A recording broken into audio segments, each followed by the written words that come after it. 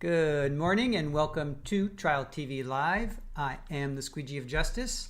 Thank you so much for joining us for day 4 of South Carolina versus Zachary Hughes. This is the Rose Petal murder trial of Christina Parcell. Zachary Hughes is accused of deleting Christina in her home, stabbing her 31 times around her upper body, face, neck. So,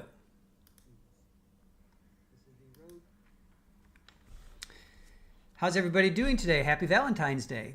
For those that celebrate, who's with us? Trial TV Live. Oh, Dream Landry, you were first. Yes, Dream Landry. Shirley Roth, hello to you. Happy Valentine's Day to you. Brat, good morgen.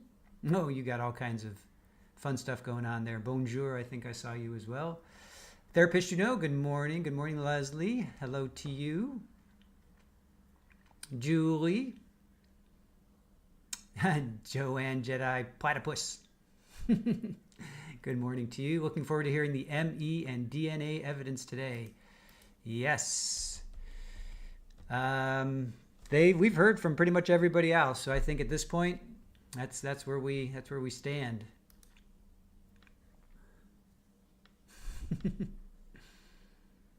Only fan, hello to you. You gonna have dinner? Are you having dinner, or have you already had dinner?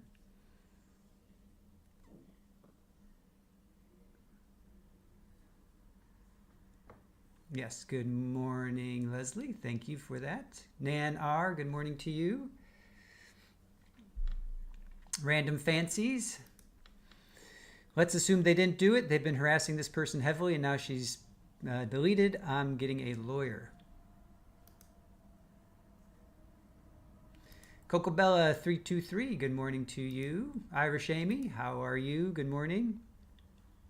Polly, Rafa, and Superball. Superball is present and accounted for on my lap.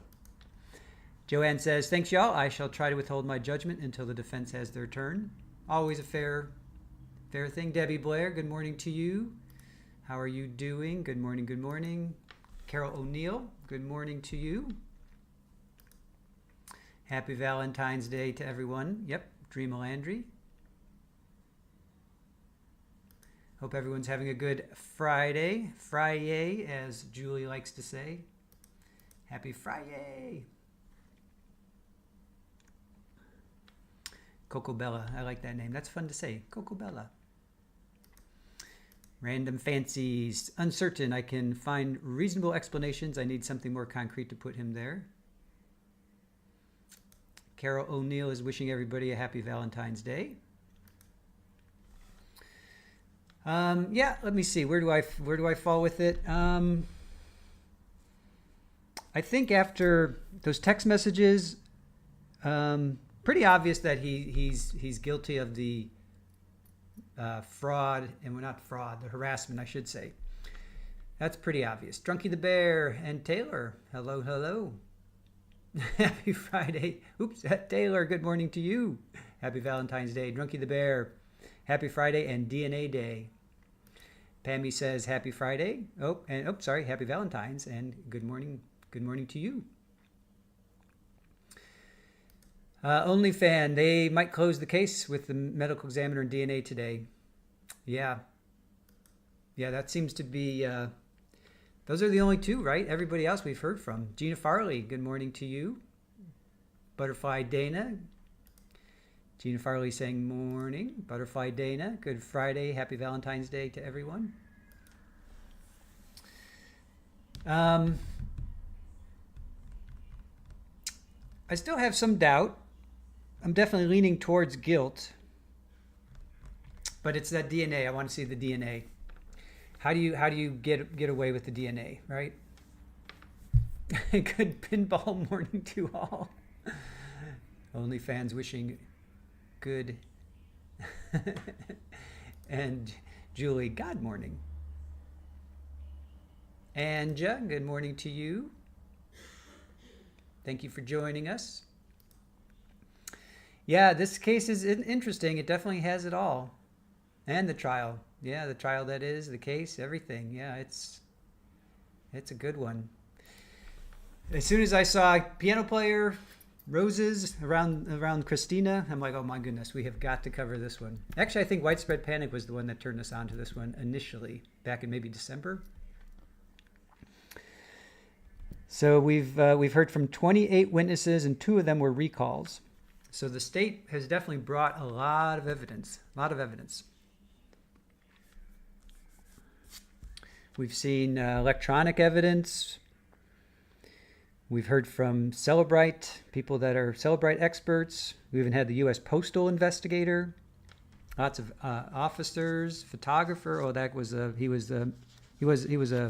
worked with Zach. Wasn't necessarily a witness to anything per se. He just laid the foundation of connecting Zach to Mello.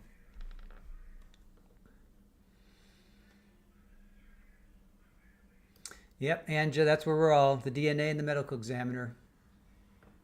For sure, that's where I think we all land right now. Irish Amy agreed, I'm leaning towards guilty, but staying open-minded until I've seen all the evidence from the defense too. I think that probably echoes 99% of our thoughts. Nan R., I know this is an illegal thought, but I still don't want him to be guilty. Fair enough. Anja, what do the roses have to do with the case? There were roses found sprinkled around Christina's body. Well, here, let me show you. So we're not, initially we thought, oh, it was like this, like a ritualistic thing maybe, but then it ended up being, well, we don't know for sure. I'm kind of leaning towards she had some roses in her hand and she was just like using it as a weapon. So there's some roses there. Well, we'll start here. This is the couch. So this is the couch. That's a pillow on the floor there. You'll see they say she was dragged, so you see the drag marks, right? So the couch, large amount of blood there. There's that orange pillow, large amount of blood there. You'll see kind of drag marks there to the right. So then there were roses.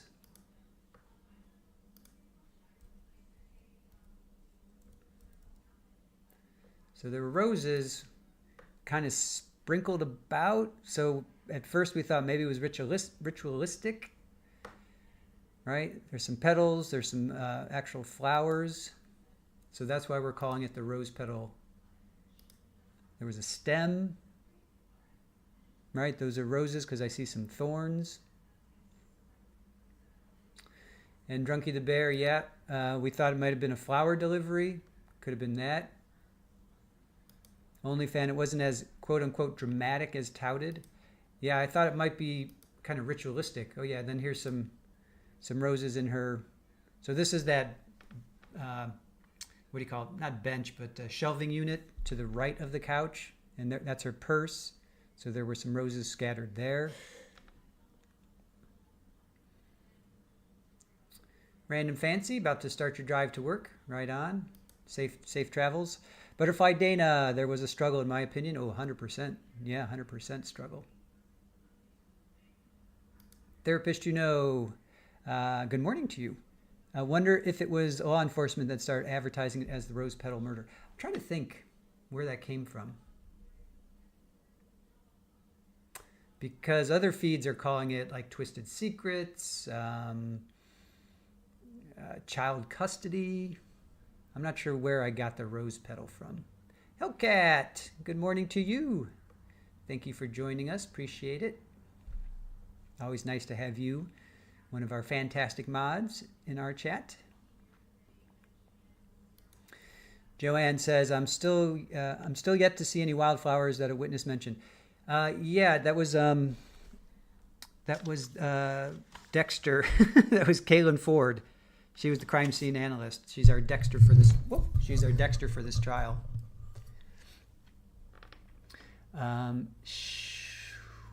I didn't take a screenshot of that because she said that she saw some wildflowers. Wildflowers. Maybe there, underneath. See underneath the. underneath the table. I'm not quite sure. Brett says, yeah, I'm leaning towards the rose petals everywhere being collateral damage in the struggle. Yeah, that's what I'm thinking as well. Taylor says, was it Fitz News that reported it first? They said a police source told them about the roses flowers. Could have been. Yeah, they've been all over this. OnlyFan, yes, Zach does have a military background. He was in for 6 months and he broke both of his legs, I think. And then he was recuperating and he wanted to come back. They wanted him back, but he didn't want to come back, I believe. I think that's the story. But yes, he was in, I think, the Marines. Top 3%. Went in as a, he wanted to enlist, but they said, nope, you're too smart. You're coming in as an officer. So they put him through officers training. Yorkie, morning everyone, here, but eyes not open yet. Right on. Therapist, you know, Joanne, there was a picture showing a rose petal or rose stem next to a wildflower stem. Therapist, you know, there was a picture taken of a side-by-side of both kinds of flowers. Yeah, I didn't catch that. I didn't get that screenshot. This is the only one I have that I got was that one. I do kind of remember that, but I just got this one. I just got that one.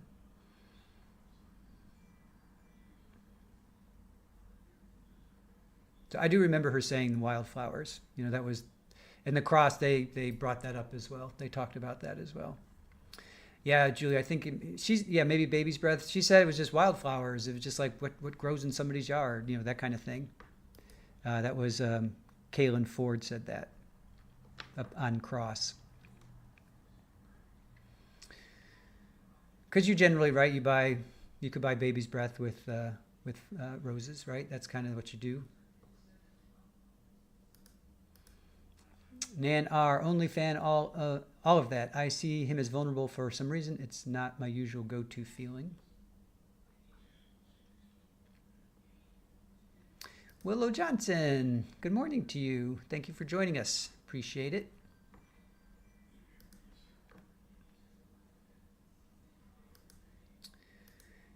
So let's see. I got so here are some ads that they were showing yesterday. AKA Sweet Caroline Warren. So these were ads that they just put together. Now I'm trying to think who. So what we found out through the text messages that Mello was sending images of Christina to Zachary, but who was actually putting together these ads, you know?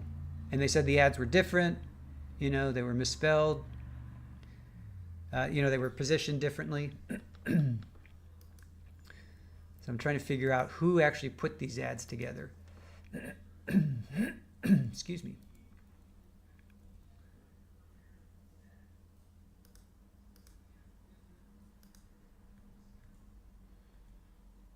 And it was pretty interesting that he was radio silent from like 7:15 to 11:30 or something like that.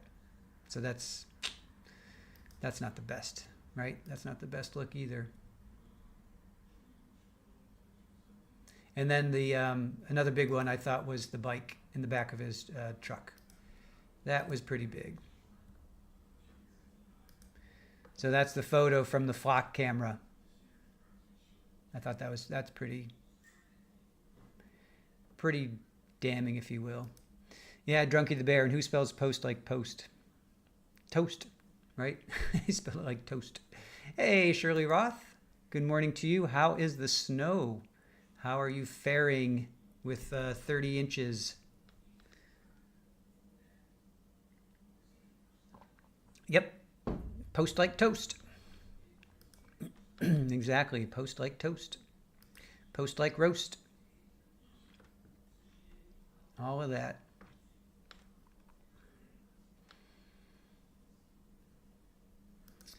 Irish Amy says, I wonder if maybe the roses were used for dual purposes of getting Christina to let them in and left them to implicate Post, like he would be likely to have brought her flowers. Yeah, I could see that. Yeah, knock, knock, who is it? You know, flower delivery. Oh, flowers for me, yay. You know, and then boom, you're toast. Post like toast. Christina Fortunato, good morning to you. Post-roast toast. And you're toasted. Rachel B, good morning to you. Thank you for joining us. Land Shark, exactly. Who is it? Land Shark. Nope. Shirley Roth, you've been listening to Jim Croce. Someone else cleaned the steps finally. We'll be getting more tonight. Very nice. Pammy agrees. Seems like it's possible, plausible, all the above.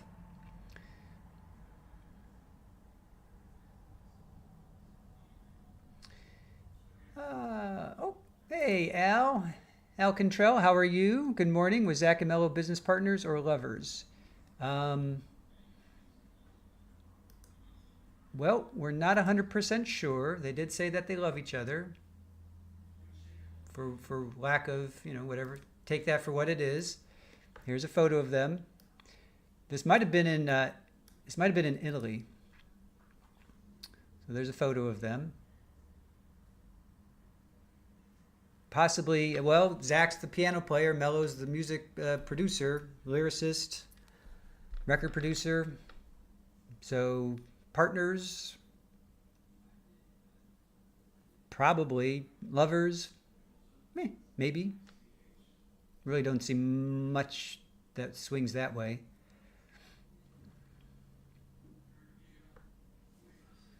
Willa Johnson, I don't answer my door unless I know them. What about deliveries? If it's a delivery, leave it. Fair enough. Therapist, did she know Zach to let him in just by knowing his face? Tina says they never met, right? Tina says they never met. Because if he had flowers in the backpack, he didn't get them out until after he entered.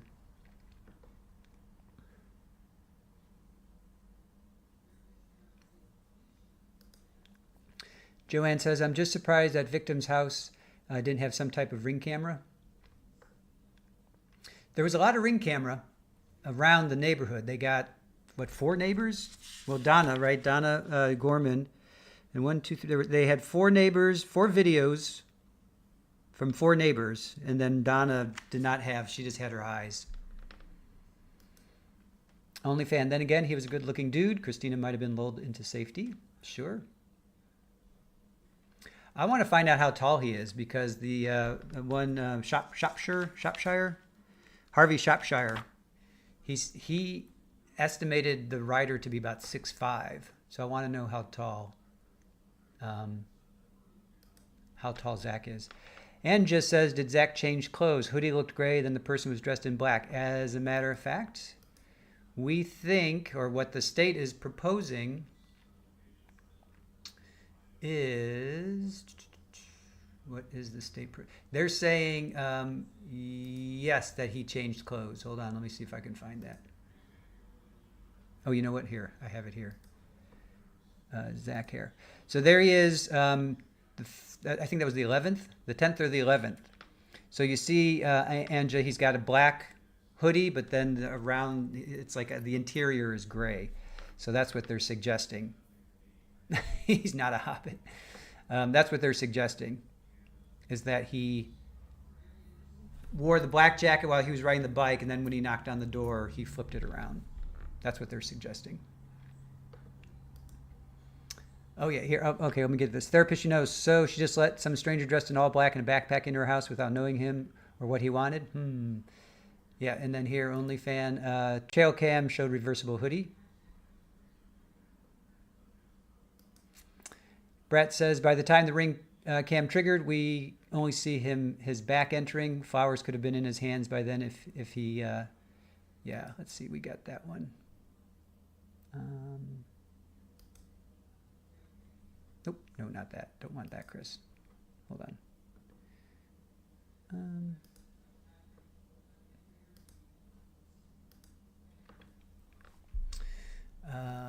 Let's see. Oh, here, ring. Okay. So this is him. Well, whoever that is. So that's them entering the house. So that's why they're saying when he was riding the bike, it's a dark color, pretty much black. And then when he's at the house, he flipped it around. So that's what they're saying. Joanne, he's not a hobbit, that's for sure. No, he is not.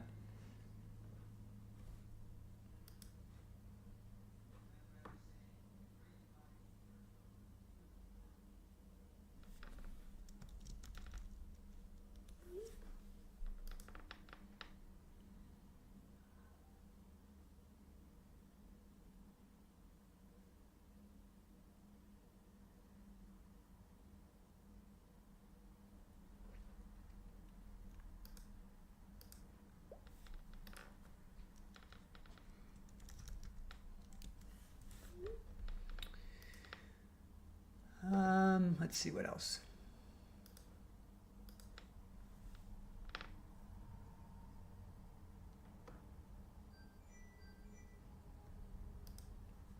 Nanar says, I have my Ring doorbell so I can see and talk to everyone at my door no matter where I am. I could be out shopping but answer my Ring and say I can't get to the door at the moment. Smart.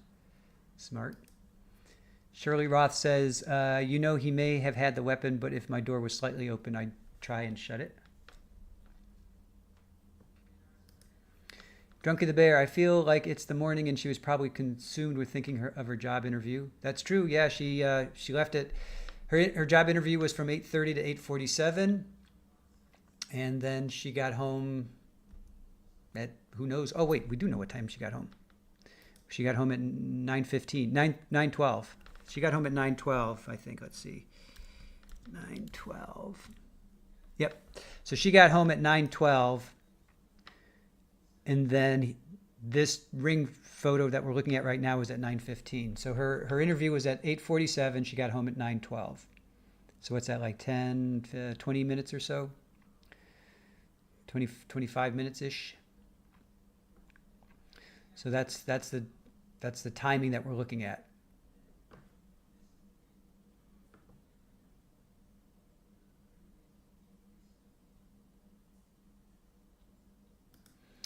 Does everyone have a Ring camera? We do not. We want to get one. We would love to get one. Hey, Joe Schmo, how are you? Good to see you. Great interview there the other day. Willow Johnson, your neighborhood is safe. That's good to know.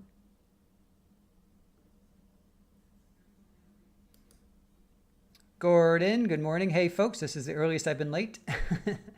Nice to have you in our chat. Thanks for joining. Shirley Roth, they were watching to know her hours of when she returned home. Yeah, how did he know? That's what I want to know. And then where's the bike? There was like a little, I could say Sally Port. There was a little nook, I think they called it, underneath the house, towards the back. And they made a point of saying, can you see Canebrake, which is the drive, the road, street? Can you see it from this little nook, which was basically, it's like the house was like kind of on stilts or whatever. And there's like this little, open-ended garage, if you will. So that's probably where he put the bike. But how did he know that she would be there? How did he know?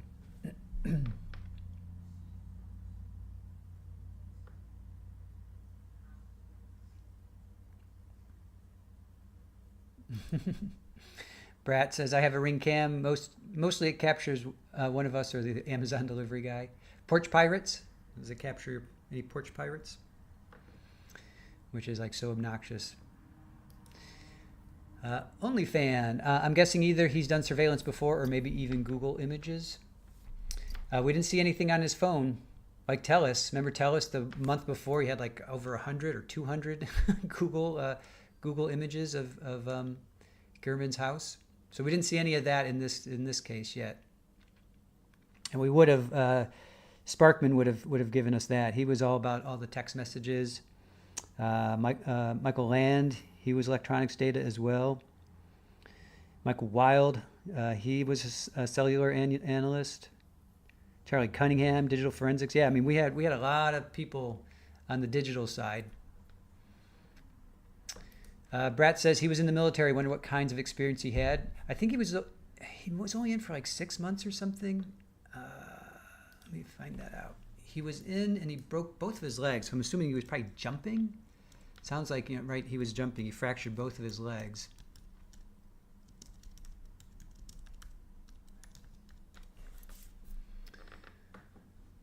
Let's see.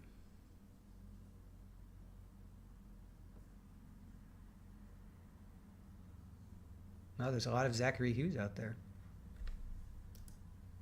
Who knew? Meaning in the military. Nope, not that. Zachary David Hughes. Okay.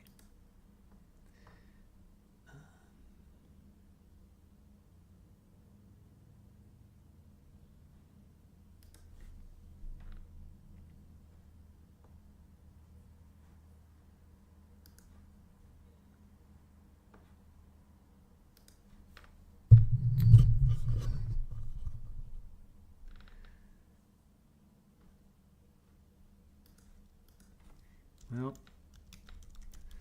the place that might have it is no longer allowing me. Oh, 6 months. So he had 6 months of military training. 6 months of military training.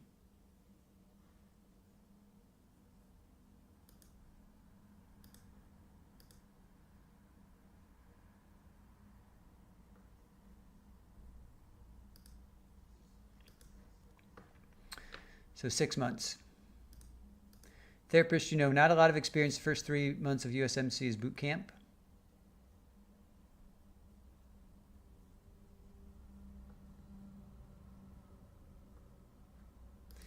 Judy Childers, thank you for joining us. My guess is the daughter may have mentioned the job interview to her dad, John Mello, also a possible tracker on her car. Possible. Oh, Clairview, are you with us? There you are. Good morning to you. Thank you for joining us. Therapist, so for it to be Zach, he would have had to turn his hoodie around. Yep, open the backpack to retrieve flowers or weapons, stash the bike, all off camera. That's a lot of speculation. Well, let's think about this. These Ring cameras were triggered by motion, and if a car didn't go by, there's plenty of time for him to get off the bike, stash it, turn his hoodie around. I think it's possible. It's speculation for sure, but I think it's all possible.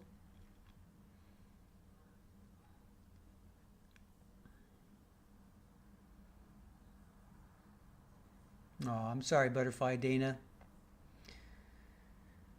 Sorry to hear that. We had another chatter that lost her little furry kitten. It's been a tough week. Young Black Economist, thank you for joining us. It's rare that people from other neighborhoods come into nice areas and do crimes. It's more common the other way around.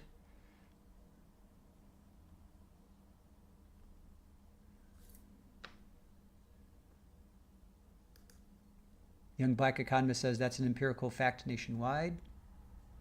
Yeah, we're following the Monica Cementilli, and they were talking about the knock-knock burglaries, and that's exactly what was going on. You had these, kids, right? Teenagers, 20-year-olds breaking into celebrity houses. Celebrities aren't going to be breaking into a celebrity house. So it's usually people of lesser economic backgrounds or status breaking into somebody's, sure. Rachel B., sorry I'm behind. Is Zach admitting that he was there that day at all? We haven't heard from Zach at all. So to answer your question, no, but we do not know for sure. He turned off his cell phone. There's no data on his cell phone from like 7:30 to 11-ish, something like that.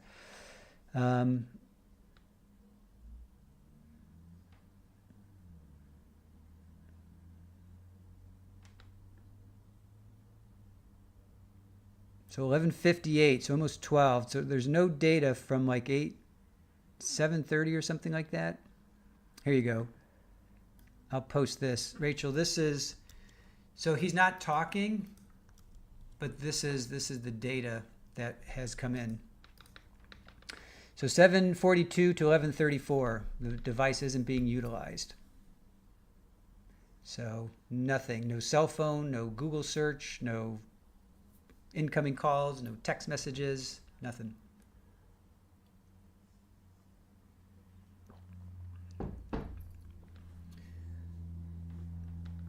I'm going to get us over to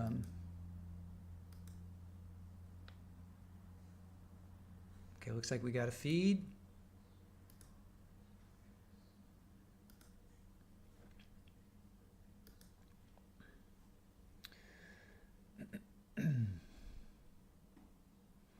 Aw, Butterfly Dana, he was your gentle giant. I'm sorry. That's always tough. I'm sorry.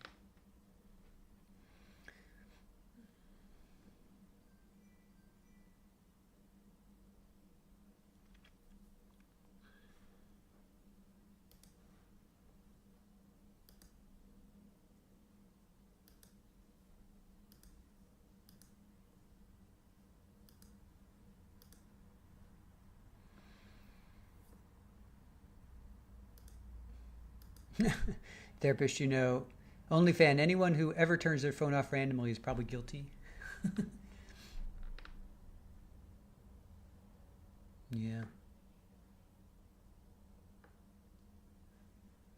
Well, Pammy, what did you say yesterday? You're going to just put your phone on Aruba? Good morning. Please take a seat. I hear sound. I'll see you on the other side, guys.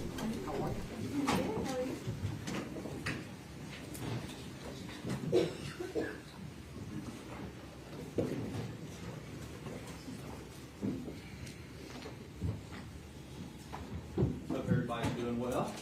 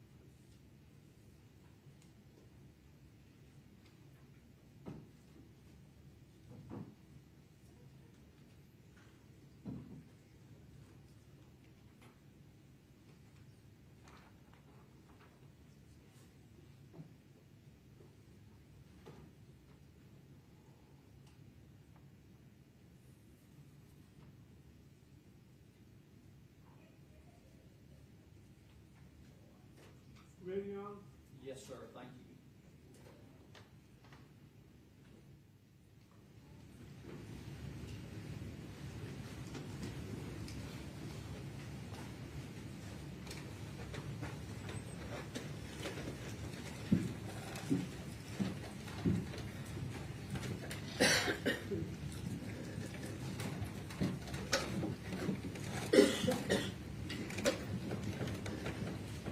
Good morning, ladies and gentlemen. Good morning. Welcome back. See now, prosecutors.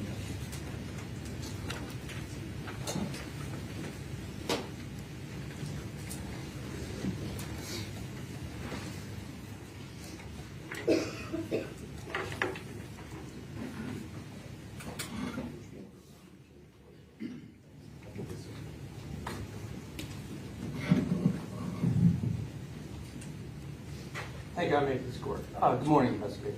Good morning. I want to ask you a few questions about the incident date first. So you talked about the incident date was October the 13th, 2021, correct? Yes, sir. And it was a Wednesday? Yes, Is sir. that right? So this was a school day. It was? Aida was actually, in fact, at school on that day. Yes, sir. And her school was Buena Vista, isn't it? Correct. And that's very close to the residence. It is, yes, sir. How far would you say?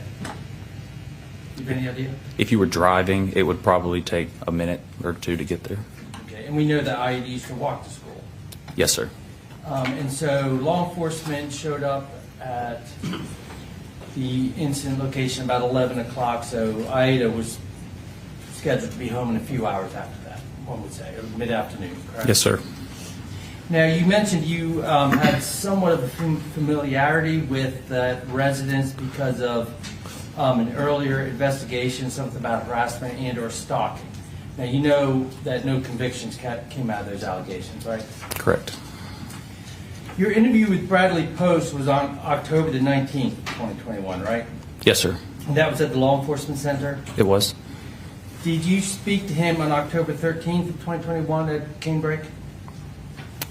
I did not speak with him the day of the incident, no, sir. Okay. Had you met him prior to October the 13th of 2021? No, sir. No, sir. No, You sir. said no? Okay. Was Bradley Post interviewed on the 13th? He was. And we've been provided an interview that he did with the coroner's office, and I think Tracy King was present. Is that the interview? I don't believe it was Tracy King. I believe it was a member of the coroner's office, and it was another investigator. I don't believe it was Investigator King. Okay, different investigator then. But it was the coroner who did the interview on that day? He was involved in the interview. He was in there with an investigator, yes, sir. Have you watched the interview? Yes, sir. Okay. And you're aware that the coroner really did most, probably 90% of the questioning? Yes, sir. He asked a lot of questions, yes, sir. Now, the coroner is not employed by the Greenville County Sheriff's Office, is he? He's not. That's a separate office. Yes. The coroners are not tasked with investigating a potential crime, are they? That's not their primary, no, sir. So the primary concern is determine cause and manner of death and provide necessary information to family members and things like that? Yes, sir. To locate a next of kin, yes, sir. So Bradley Post was a suspect on that day, right? Just like anybody who would be a close fiance or spouse or something like that. That's just a natural suspect. He was someone that we definitely wanted to talk to. Okay. But he wasn't interviewed by Greenville County Sheriff's Office investigator on that date, was he? Not by anyone from the homicide unit, no, sir. And the buccal swab was collected from him on what date? I believe it was that day, the 13th. And was Lieutenant Parcell's phone taken on that date? No, sir. When was Lieutenant Parcell's phone taken? It was not. It was not taken. No, sir.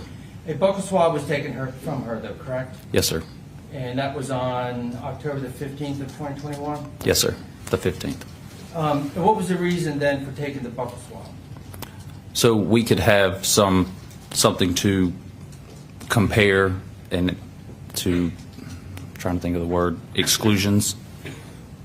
Obviously, obviously Miss Tina lived there, so we knew that her DNA was going to be all over things in the house. Okay.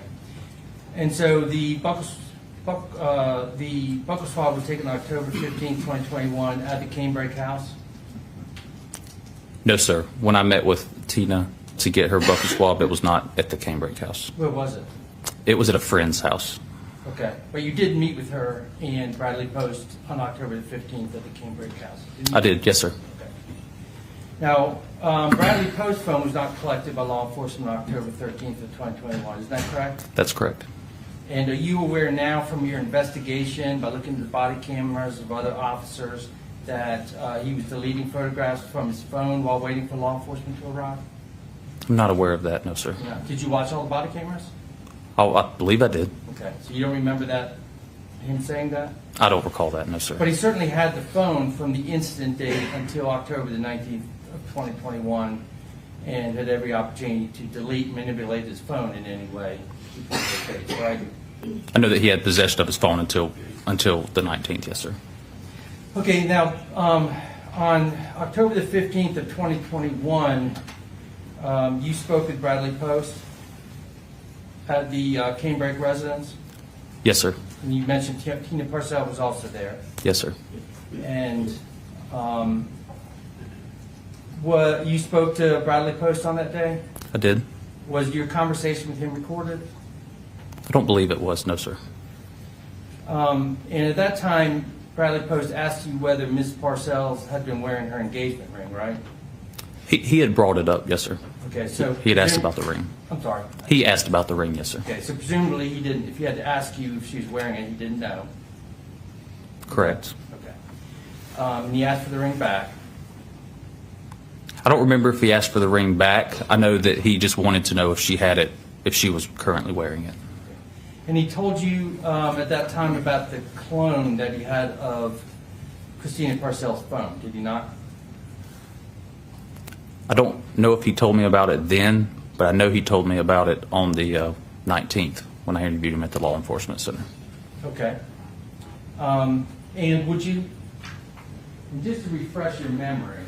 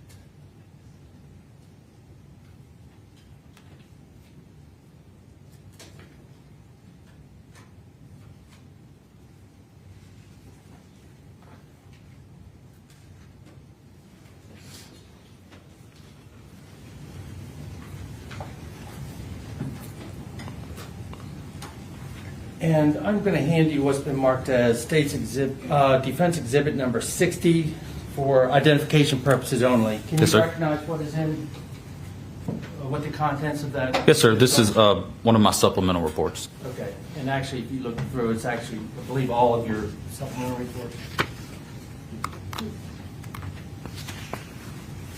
Yes, sir. It looks to be, yes, sir. Okay, and if you could you look at your entry on October the 15th, see if there's anything there that refreshes your memory about whether or not he told you about the clone phone on October the 15th?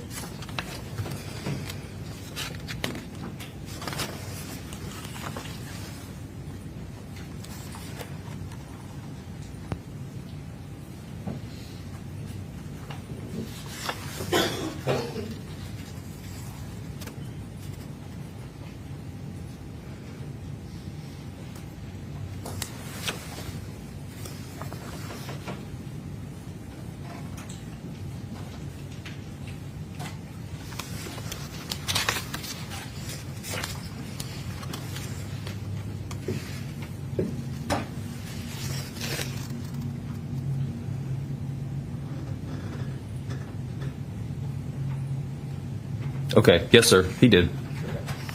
And was that the first you had heard about this clone phone? Yes, sir. Did you seize it on October the 15th? I did not. Did you ever seize it? I seized it on the 19th. Okay. Now, your investigation also led you to Foothills Veterinarian on October the 18th of 2021, correct? Yes, sir. And on that date, you spoke with someone, or you spoke with people at the at this facility where Ms. Parcell had worked? Is that Correct. right? Yes, sir. And is that where you learned that she had been working part-time? Yes, sir. And that she had not worked in some 3 weeks since September the 23rd, 2021? Yes, sir. Let me ask you some questions about the October 19th interview with Mr. Post. Where did that interview take place? At the Law Enforcement Center in our interview room. Okay. There was another investigator in the room with you? Yes, sir. That was when Investigator King was in there with me. And did you seize Mr. Post's phone at that time? Yes, sir. And that's the phone that we could see when you're watching the recording of that, the phone that he has out on the table in front of him? Yes, sir. When did you take the phone from him? During that interview. Was it at the end after the camera was taken off? Yes, sir. It was near the end of the interview. Yes, sir. Okay, and you also followed him to his car and took possession of the clone phone, correct? I did. So he knew to bring it with him on that day, or had you asked him to bring it with him, or how did it happen to be in his possession? Do you remember? I don't remember if on the 15th when he told me about it, I asked him to bring it or not, or if he just brought it on his own, assuming I may would like to look at it. Okay. But that was the phone then that mirrored everything that was being done on Ms. Parcell's phone, correct? Yes, sir.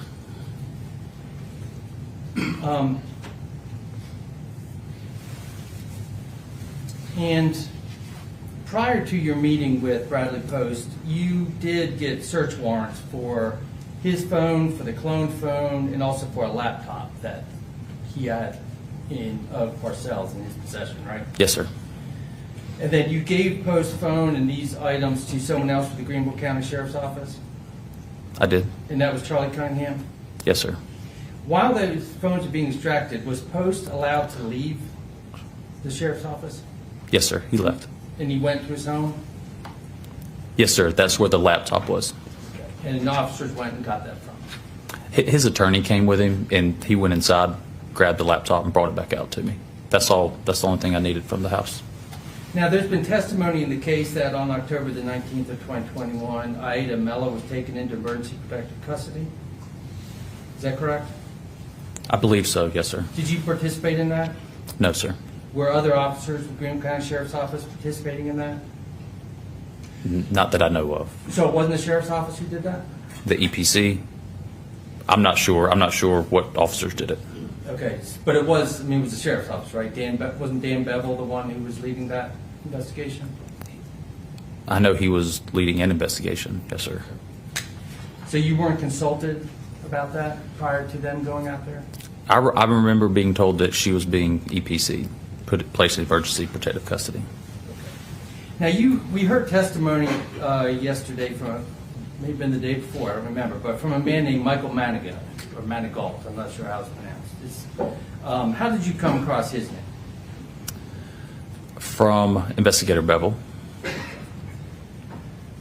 Now, you had an interview with Lieutenant Parcell on October the 13th of 2021, I did. and that was recorded, correct? Yes, sir. And as lead investigator of the case, obviously you're just trying to get all the information, so you asked a very broad and open questions and try to find out as much as you could, correct? That's correct. And one of the questions you asked at the 20-minute mark of the interview, you asked Ms. Parcell about where everybody stayed in the house. And is it true that she told you that Aida's room was being used as a playroom and that she slept in Christina's bed? I don't specifically recall that, but obviously I recorded the interview, so if that's what it states, then that'd be correct. And do you recall that at the 23:45 mark, she told you that Bradley Post was at the house every day? Objection is hearsay, Your Honor. It's just asking about the two things. First, prior inconsistent statement, and also it just goes to... It's a prior consistent statement of Tina Parcell, not Yes. now. Tina Parcell. Yeah. I'm going to sustain the objection. Now, you've already testified that you spent a great deal of time on October 13th, or that the Sheriff's Office spent a great deal of time canvassing the neighborhood to learn if anyone had cameras or if anyone had seen anyone suspicious. Isn't that right? Yes, sir. Did you handle any of that, or was that up to the uniform officers and other officers to handle? It was mostly other investigators. Yes, sir. And obviously, this was very important, correct? Because at this time, you didn't have you didn't know who had done this, so you're trying to gather all the information that you can. That's right. And so officers would be looking for information, whether anyone had seen someone suspicious or knew the neighborhood, and whether they could identify that person. Yes, sir. And if an officer had found someone in that position, as lead investigator, you would have been informed about that, correct? Yes, sir. And you would have done a follow-up interview with that person? If someone had come to me and said that someone needs to be spoken to, is that? Well, if an officer came to you and said, listen, we have somebody at, 105 Canebrake who says they saw a person's face and thinks they could identify that person. You would have been I would have. notified then. Yes, sir. And as you developed suspects, you would have gone to that person with a photo lineup to see if they could identify the suspect? Yes, sir. And that never happened, did it? It did not. So you never went to anyone in Canebrake with a lineup, including Brad Post or Alex Fields or Zach Hughes, isn't that correct? That's correct. And that's because no one had ever said that they had seen a face of the person on the bicycle. Yes, sir. So what led you all to go to Donna Gorman's house in October of 2024, over 3 years after the incident? We went there because as we were reviewing the case, preparing for this, we had realized that no one had ever shown her a picture of a bicycle. So we wanted to take that picture up there and let her see it and ask her if that's who she remembers seeing. And she had been spoken to on October the 13th, had she not? Yes, sir. Riley Stokes? Yes, sir. It was Investigator Stokes. And Riley Stokes never came to you and said, listen, we found somebody who can identify the person on the bicycle, right? That's correct. And so when you went, well, let me ask you this. During those 3 years, between October of 2021 and October of 2024, Zach Hughes' picture had been shown on the news and the newspaper and other places, social media, numerous times. Isn't that right? Yes, sir. And in that picture that's shown in the media, he looks quite similar to how he looks now, right? With a full head of hair and a beard. I believe so. Yes, sir. In October 13th of 2021, Zach didn't even have facial hair, did he? I don't remember if he had facial hair. Do you remember seeing the trail camera photos? Yes, yes. Okay. So that was 2 days before. And then you saw Zach Hughes a couple days, well, about a week later at his house, right?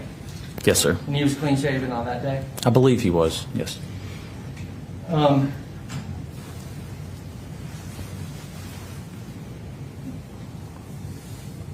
And October 28th of 2024, is that when Ms. Gorman said she saw the face of the person on the bicycle?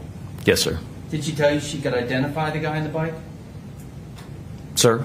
That time, in October 24, she told you she saw the face of the guy on the bike. Did she tell you that she could identify the person? She said that she believed she would know him if she saw him again. Really? You didn't put that in your report, did you? I may not have, no, sir. I'm sorry? I don't believe I did. And you can, I mean, feel free, your report's in front of you, but.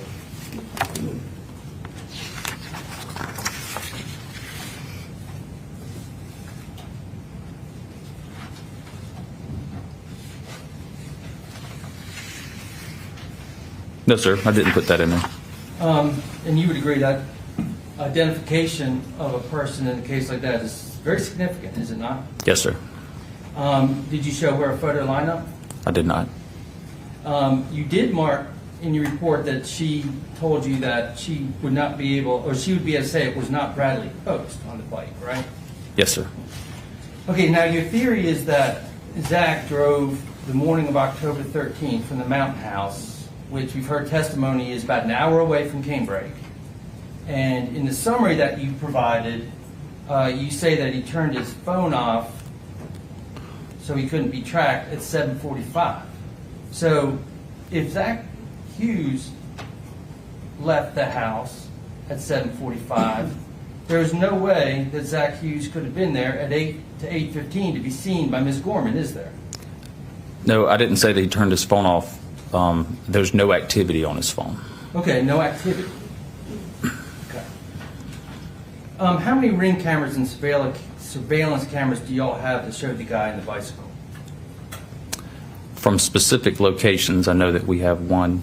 We have three. Okay. And there was one of the locations has multiple cameras. Okay. And the guy in the bicycle is not picked up by any cameras at 8 or 8:15, is he? No, sir. And that is a good hour to hour and 15 minutes before the person is seen entering Canebrake, right? The 122 Canebrake? Yes, sir. How close is Miss Gorman's home to 122 Canebrake? It's fairly close. Like Across the street and over a couple so houses. On a bike, would it be less than a 5-minute ride, would you say? From Miss Gorman's house to 122? Yes, sir. Okay. And the person on the bicycle was not wearing a hoodie, was he? It didn't appear that there was a hoodie. On November the 9th of 2021, you met with Tina Parcell for the purpose of collecting some items from her that she had found at the Canebrake residence. Isn't that right? Yes, sir. Yes, sir. Okay. And one of those items was a blue USB thumb drive that she had found in Christina Parcell's room. Is that right? I don't remember where she said she found it, but I believe she did bring me a thumb drive. Did you all examine that thumb drive? Yes, sir. Did you yourself or did other officers? Do you know? I believe I did it. I want to ask you a few questions related to the harassment investigation. And so you're aware that one of the documents in the packages that were mailed was an advertisement for an escort site, correct? Yes, sir. And you are aware that Christina Parcell did have a past that... Objection, Your Honor. Sustained. Your Honor, this was brought up by the state. They're the ones who introduced this evidence, and they're...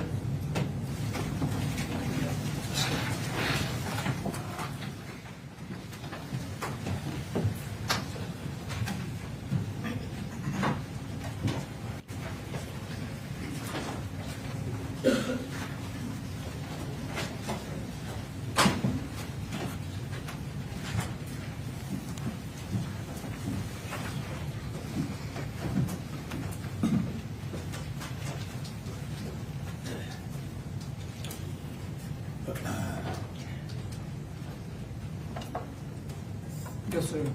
Okay, thank you. All right, objection from the state. Your Honor, what is brought up by the state is that they were mailed a photo which has an alleged...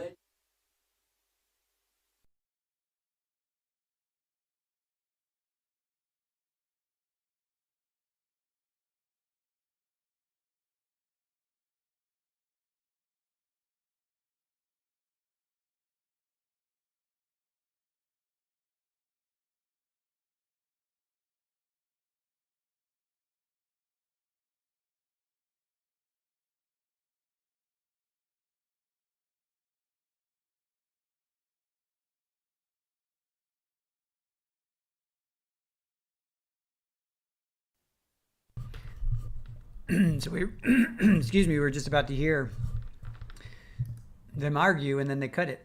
Jury's still there. Why do they cut it? If the jury can hear it, we should be allowed to hear it. Dang it. There's no way the jury got out. But yeah, the state totally opened. State totally opened the door.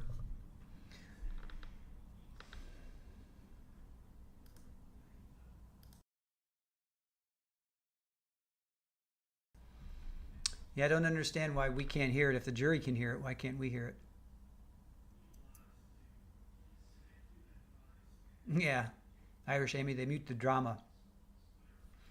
All right, so they just, defense was crossing Sparkman and they just brought in the escort ad. Were you aware that in the past, Christina, objection? And then the defense is like, Your Honor, the state brought that up. So that's what they're talking about. Hisma, did you miss much yesterday? Not feeling well? There were 8 witnesses. One was a recall. Lots of digital evidence. Lots of evidence between. Bless you. Oh. Lots of evidence. Text messages between Mello and Hughes. What else? U.S. Postal investigator came in. The officer with the envelopes that Christina and Brad went to. They talked a lot about that. Christina's, let's see. They talked about, it was mostly just the text messages. That was big. The text messages between Mello and Hughes. That was pretty big. Yep. Hellcat says, bless you. So it was good. It was a decent day. It was pretty good. But stay here with us. Stay here with us. Hey, Dana Nicole. Good morning to you. Thank you for joining us. Appreciate it.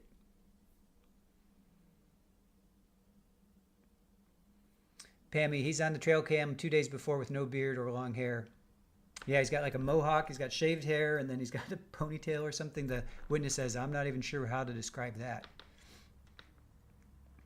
Oh, you're welcome, Hisma. No problem. Dreamer Landry says, bless you. Yep, cats are still in bed. Trial Junkies United. Not a bad place to be.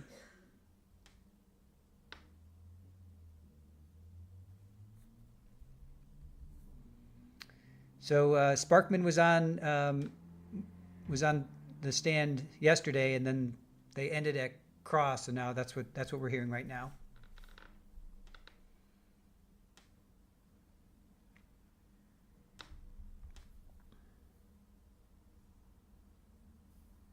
Young black economist. No, I can't have men stalking me. I lose my mind. I'd have 5 drones constantly circling my apartment. Yeah, Dana Nicole, exactly. If the jury can hear it, unless he made the jury leave because they were going to go argue, and he didn't say anything about the jury was going to leave, but maybe he made the jury go out.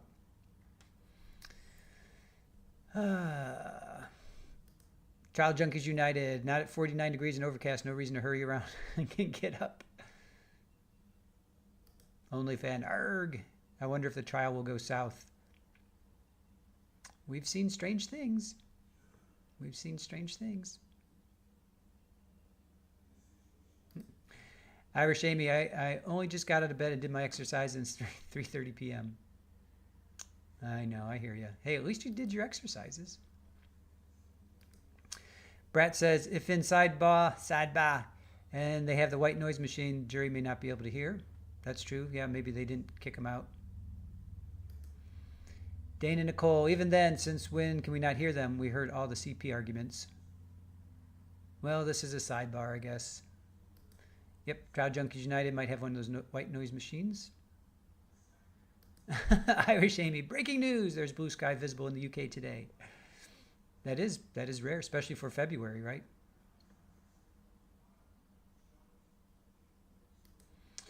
And Joanne, yes, or perhaps turned off microphones. They are whispering in front of the judge. Right, but then why? I guess I'm just asking, why show the seal? Why not just show them, or show the witness? I think they've done that before on these. Only fan, even if CSAM got out, it shouldn't affect the other evidence. Well, it would point towards, see, the defense argued it. The state, right? The state didn't want Post in. The defense did, because then that gives Post more of the motive. So the state did not want to have Post's images in. They did not want that. It was the defense that was saying, yes, we want it, because that would make them be able to argue, hey, it wasn't our guy. Look at Post. He's got all this child stuff on his phone. Young black economist, my main question with this case is if Mello called it in a hit, or was it the guy on his own? Oh, okay, yeah. If Mello called this, Hughes was the trigger man, or did he do it on his own? It seems like, well, Mello was definitely pulling the strings for the harassment, because that's in evidence that came in yesterday, that he was definitely pulling the strings on Hughes, dropping off the envelopes in the mailboxes.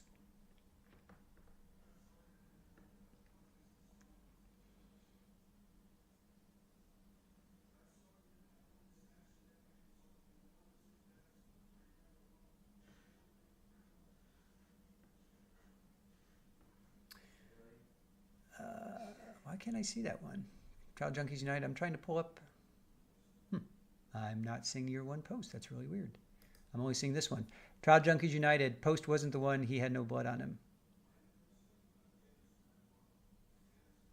Why can't I pull up that other one? Maybe the judge wanted to smack the defense with a newspaper on the nose, so he wanted fewer witnesses. Maybe. Christina Bear, good morning, ladies and gentlemen. Today, the lady on the seal, she is the Greek goddess of hope called Spes. I've never heard of that Greek goddess, S-P-E-S. Spiro, South Carolina. I'm not even going to try to spell that or pronounce that. What does the, is it Spiro? Young black economist, right. The harassment, I see that Mello asked Hughes to do it, but then I could also see Hughes getting a bit obsessed himself and going further without Mello saying, like, take his kid's mom's life. But what would be, like, to what end? I mean, I'm not saying that's not right or wrong. I'm just saying what then would Hughes be like, oh yeah, I'm going to go take it to that next level. Like, he had no reason to hate Christina, right? Other than hearing his friend, they were friends. They said they love each other. They were friends. Other than just trying to help his friend out. Like, what would be his motivation? Other than helping a friend out.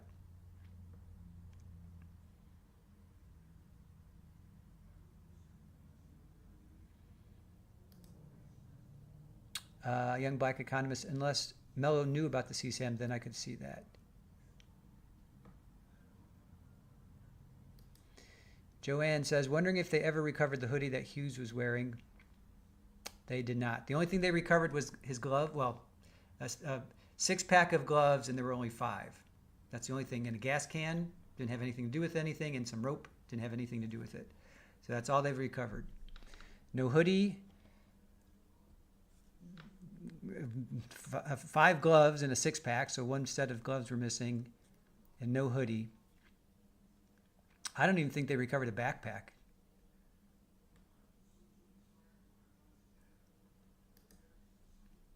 Ahimsa.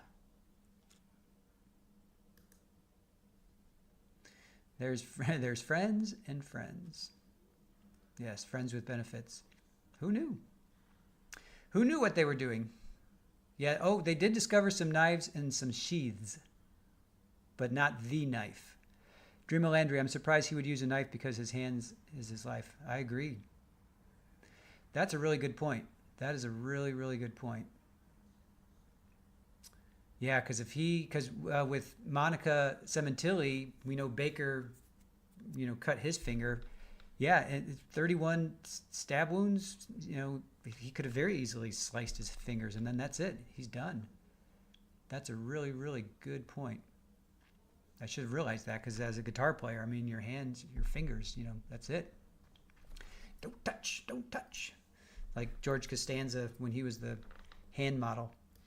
Joanne, so he ditched the hoodie. There was a fire pit. Remember at the house that's like an hour upstate? There was a fire pit. So they think, they're leading us to think that he burned some stuff.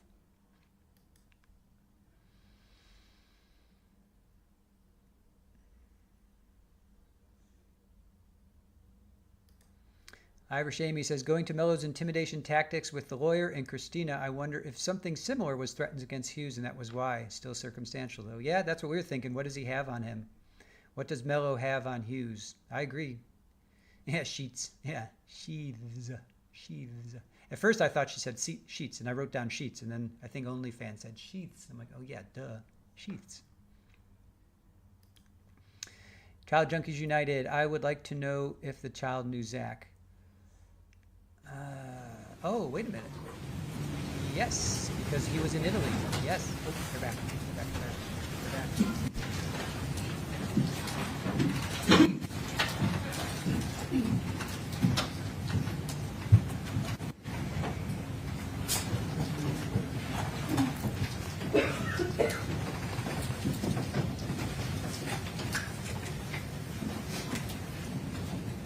Okay. Thank you. I may please the court. Investigator Sparkman, I just want to finish up with asking you a couple of questions about the WhatsApp messages that you testified about at great length yesterday. And you testified about how you collected and put into a binder all of the WhatsApp messages between Zachary Hughes and John Mello. Is that right? Yes, sir. And you said it was a rather large binder of text messages once you got those all. It was a lot of messages, yes. Isn't it true that the overwhelming majority of those messages come after the middle of April when Aida Mello was taken away from John Mello and returned to the States to be with his mother? I don't know if the majority of them or not. I'd have to look at the book again to refresh my memory on the dates. Okay. And you talked a lot about interpretations, about different messages and what you believe they meant. Is that right? Yes, sir. And I would like to show you one of the messages, State's Exhibit number 186. And are you?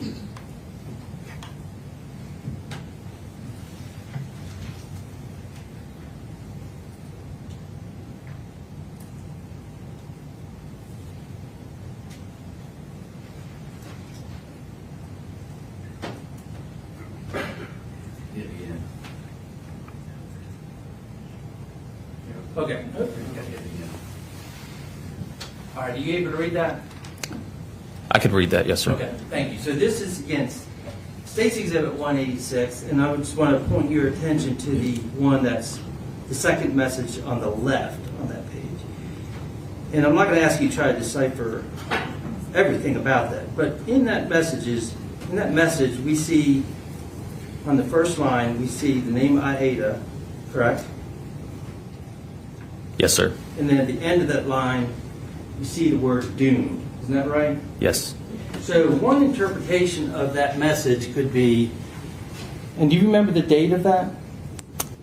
Could you please place it back up there?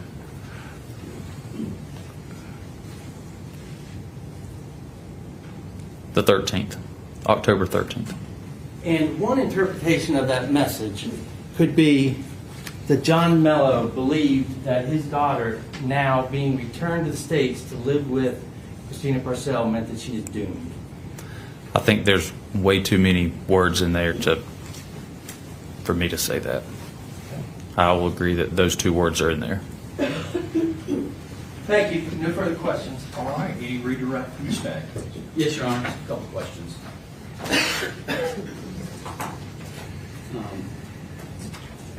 Mr. Moore asked you about the coroner's assistance in this particular case. Yes, sir.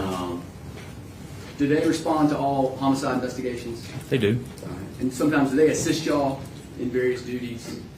They do. And don't they have their independent investigative authority under statute as well? Yes. Now, Mr. Moore discussed the clone phone that Brad Post had. All right, so explain to this jury Christina Parcell's phones that she had. So the one we refer to as the clone phone, that's a phone that Mr. Post kept that he basically signed into her Apple, using her Apple ID and password when he says cloned.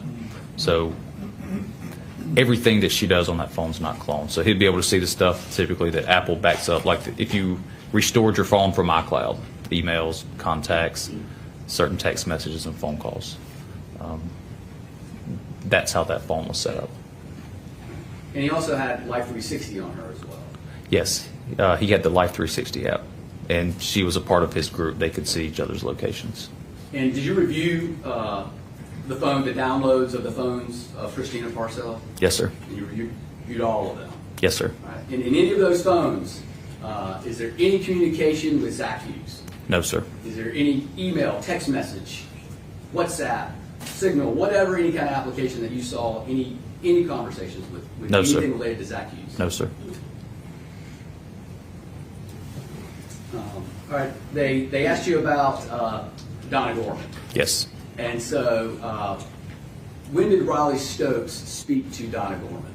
I believe it was the day of the incident, the 13th. And at that time, had y'all located, or did y'all have possession of the photos of a suspect leaving on a bicycle in the Cambridge neighborhood? We knew of the footage, but we weren't able to get possession of that until the following day. And then Master Deputy Wolf testified that he went back on the 19th and spoke to her. Yes. And you recall what his testimony was? Are you aware that he showed her a photo of a bike? I don't recall if he showed her a photo of the bike or not. I don't believe so. Okay.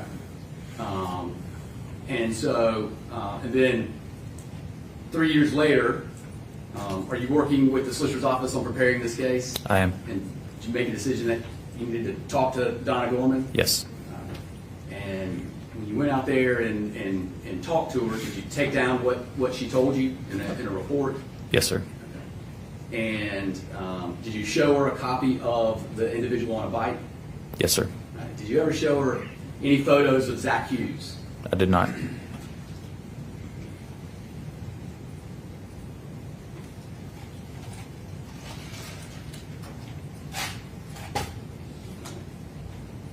They asked you about the timeline on Zach Hughes' phone, and they said from 7:42 to 11:34, there was no activity on the phone.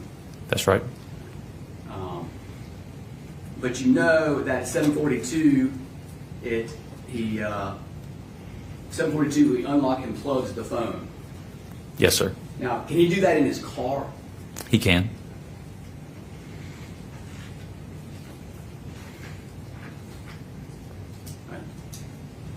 No further questions, John. All right, the angry cross. Just a few follow-up questions. What is Life 360? Life 360 is an application that you can download on your smartphone, and you can invite people to join your circle. You see each other's locations. So it's just sharing your location with other persons? Yes. Is there anything else significant to that? I'm just not aware of Life 360, so I just... That's the extent of what I know about it, just Okay. locations. So there's no way to share information, texts, file sharing, anything like that through Life 360, is there? Not that I'm aware of. So the cloned phone, again, that you talked about, the way that was cloned was just through sharing Apple IDs, right? Yes, sir. And Bradley Post wouldn't give you that Apple ID, would it? He didn't initially. So you said Investigator Wolf went back and spoke to Donna Gorman also? Yes, sir. When was that?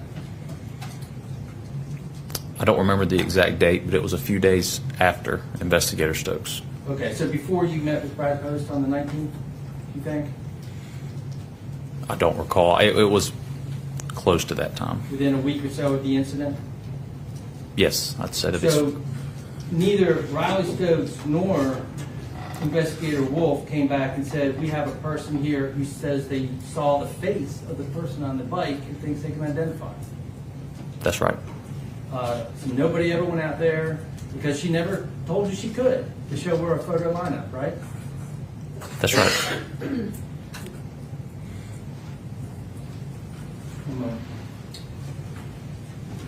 Nothing further. Thank you. Any reread? Direct. No, Your Honor. Okay, you may step down. Thank you, sir.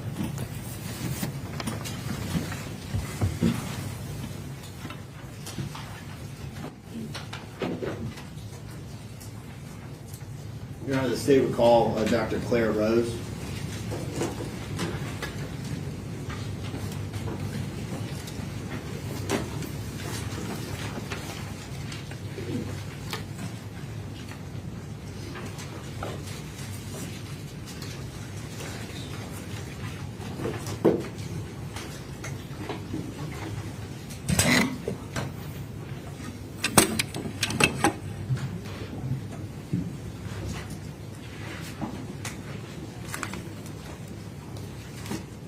Please place your,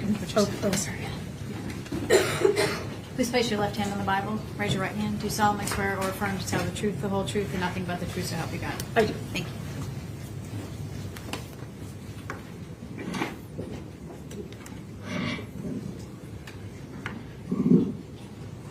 Please state your name for the record.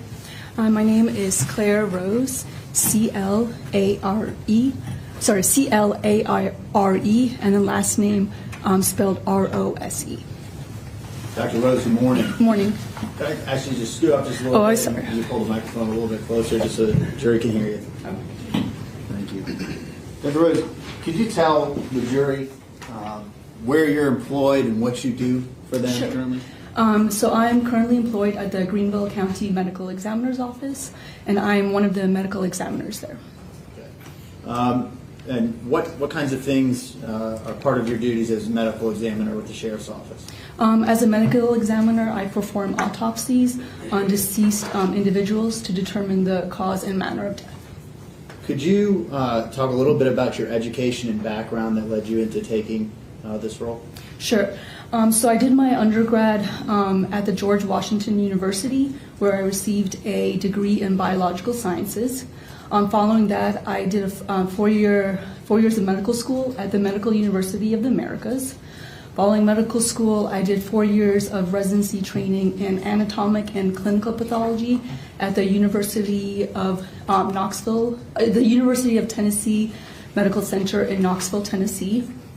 Following residency, I did 1 year of fellowship training in forensic pathology at the Milwaukee County Medical Examiner's Office in Milwaukee, Wisconsin. And how long have you been a medical examiner for the Sheriff's Office? I started working here in August of 2021, so about 4 years now. Okay. So you were in that role in October of 2021? Yes. And to get in that role in October of 2021, you spoke to your education, but did you undergo specialized training specifically for the purpose of conducting autopsies? Yes, so after I completed my residency training, I took a qualifying examination and became board certified in anatomic pathology. Then after I finished my fellowship training, I took another qualifying examination and became board certified in forensic pathology. And approximately how many autopsies have you conducted since starting your role with the Sheriff's Office? I have done approximately 1,500 autopsies. Your Honor, at this time, the state would move to qualify Dr. Rose as an expert in forensic pathology. No objection. All right, without objection. He is qualified as an expert.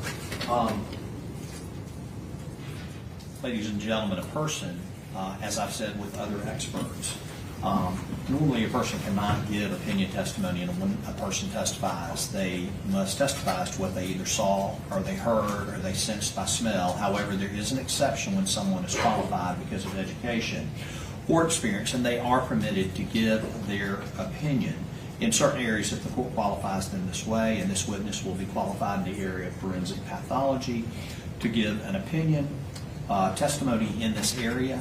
However, that does not mean that you must accept the opinion, but it is evidence for you to use in any way you see fit and give it the weight and credibility that you believe is appropriate. Continue. Thank you, Your Honor. So, Dr. Rose, could you go through with the jury generally what your process is when you're conducting an autopsy from the start of your analysis to going through the steps that you take? Sure. So first off, an autopsy is a specialized procedure that we perform on deceased individuals, again, to determine the cause and manner of death. And an autopsy consists basically of two parts, an external examination and an internal examination. So first we start with the external examination, which consists of examining the body as is presented to us. So as I'm examining the whole body, I'm taking notes through note-taking and photographs and documenting any clothing that's on the body, any personal effects on the body, any medical intervention that may be on the body, just the general characteristics of the individual, such as their hair color, their eye color, their weight, etc. And then also I'm also looking for any signs of disease or injury. So once that initial examination is complete, then I will remove all that clothing, all the personal effects, all the medical examination. I will clean the body, and then I will re-examine the body again, the full body, looking again for any signs of disease or injury. So that's the external examination. So once that is complete, I move on to the internal examination. And that means opening up the body, taking out all of the organs, and then looking at each organ individually, again, looking for any signs of disease or injury. And were you tasked with conducting the autopsy on Christina Parcell for this case? Yes, I was. And in going through the steps that you just went through, in the external and internal examination, are you documenting your findings as you're going through each of those? Yes, I'm documenting what findings through notes and photographs. Do you assign each case a unique number to know what you're referencing? Yes, I do. For hindsight? Mm-hmm. So, also in conducting your autopsy, do you put together a diagram or a picture representation of your findings of injuries? Yes, I do. Okay. Speaking generally as to your external examination of Ms. Parcell, well, let's back up before that. Before you begin your autopsy, are you apprised of general circumstances and the nature of how an individual was found and brought to you before you conduct your autopsy to give you some directive of where to go from there? Yes, so in this particular case, when I arrived to work, I was made aware of Ms. Parcell. I would object as to hearsay if she's going to talk about a statement someone else told her. I can rephrase, Your Honor. Yeah. Sustain the objection. Just generally, Yes, you're apprised of those circumstances? Yes, I am. So, speaking to your external examination of Ms. Parcell, what jumped out at you as you were going through there to mark of significance in your report and in your findings? So I found that there were 35 sharp force injuries to Ms. Parcell. Okay. Did you reflect those in your diagram that you put together for purposes of recording what you found? Yes, I did. I'm going to show you what's marked as State's Exhibit 192.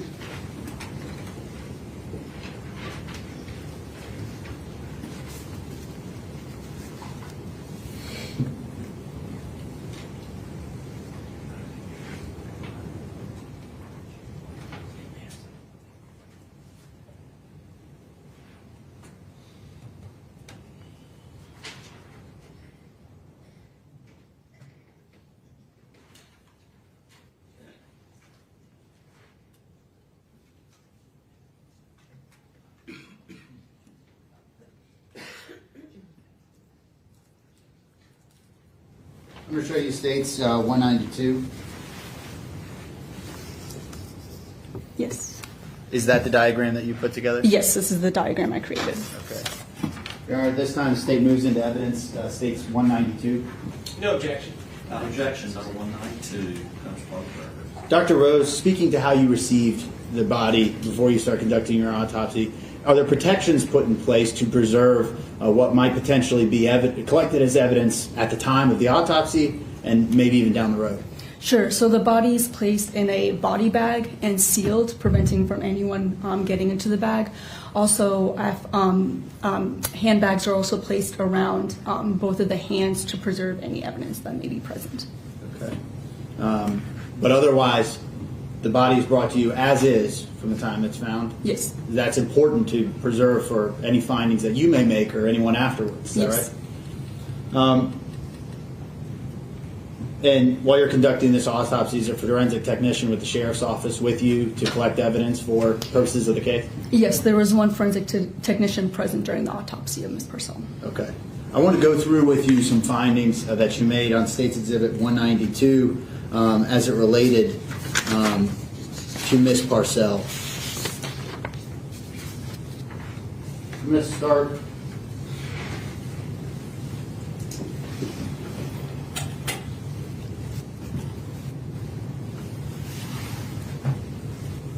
This first page here. Starting with the top. You identified Ms. Parcell on this document? Yes.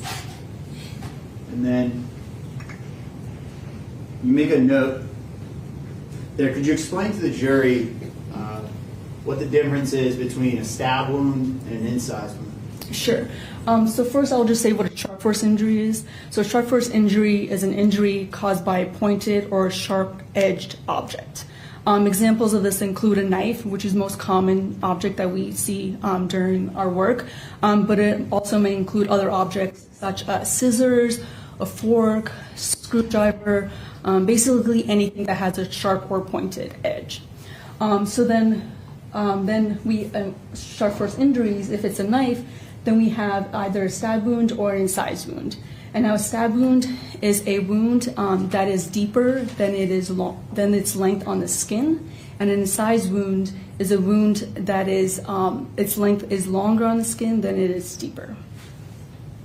And then so here in this diagram, the shaded oval areas indicate the stab wounds, and the partially shaded areas indicate the incised wounds. So would it be fair to say, when you say stab wound, that's what most people, when they commonplace think of the word stab, is a stab wound. And an incised wound is more of, say, a slice? Yes. And approximately how many sharp force wounds were located on Ms. Parcell's body as it relates to her torso and her arms? So to her torso and her arms, there were a total of 9 sharp force injuries, and I can quickly just go through each of them. So starting with the stab wounds, Ms. Parcell had 1 stab wound to the top of her shoulder and 1 stab wound to the left side of her upper chest. Both of these wounds went through the skin and penetrated the underlying soft tissue. Then you have another stab wound to the left breast. This wound went through the skin, the underlying soft tissue, and penetrated the chest cavity and superficially penetrated the left lung. Then we have the 4th stab wound, which is to the left side of the mid-back. This wound went through the skin, the underlying soft tissue, and just penetrated the chest cavity without injuring the left lung. So those are all the stab wounds, and then we have, well, on this one you can't see all of the incised wounds, but you have 4 inside. Yeah, here we go. So here you see 5 incised wounds. So you have 2 incised wounds to the right upper arm, 1 incised wound to the posterior right forearm, 1 incised wound to the left upper arm, and then 1 incised wound to the posterior left pinky.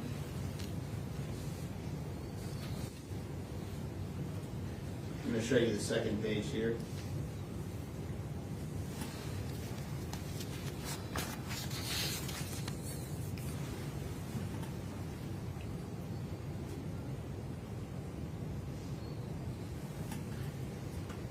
Dr. Rose, as to Ms. Parcell's head and neck, how many sharp force injuries were identified in those areas? So Ms. Parcell had a total of 26 sharp force injuries. So she had 7 stab wounds and 19 incised wounds. And I can quickly go through all of those too if you would like. Starting with the incised wounds, so she had, as I said, a total of 19 incised wounds to various locations to her scalp, to the right ear, the areas in front of the ear, the areas behind the ear, both cheeks, and to the right side of the anterior neck. And again, these wounds just went through the skin and superficially penetrated the underlying soft tissue. Now we have 7 stab wounds to the neck area. We have 1 stab wound to the left side of the posterior neck, and that wound just went through the skin and the deep underlying soft tissue. And then we have a total of 6 stab wounds to the right side of the neck, and these wounds went through the skin, the underlying soft tissue and musculature of the neck, and then perforated 2 major blood vessels that supply blood to and from the head, the right internal carotid artery and the right internal jugular vein. As to the injuries that affected the carotid and jugular arteries, could those be fatal once serrated? Yes, those would have caused significant amount of bleeding. In your findings specific to these areas and the locations of the wounds, are there more wounds on the left or the right side of Ms. Parcell's head and neck? Majority of the wounds are concentrated to her right side. And speaking to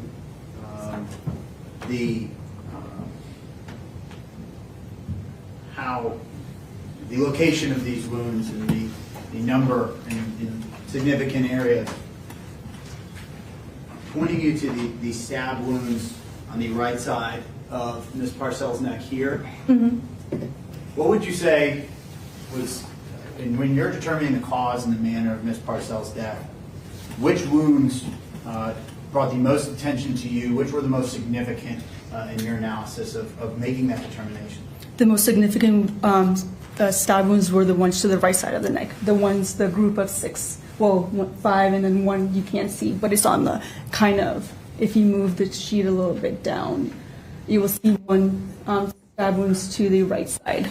So the group of those 6, the 6 stab wounds are the most significant ones.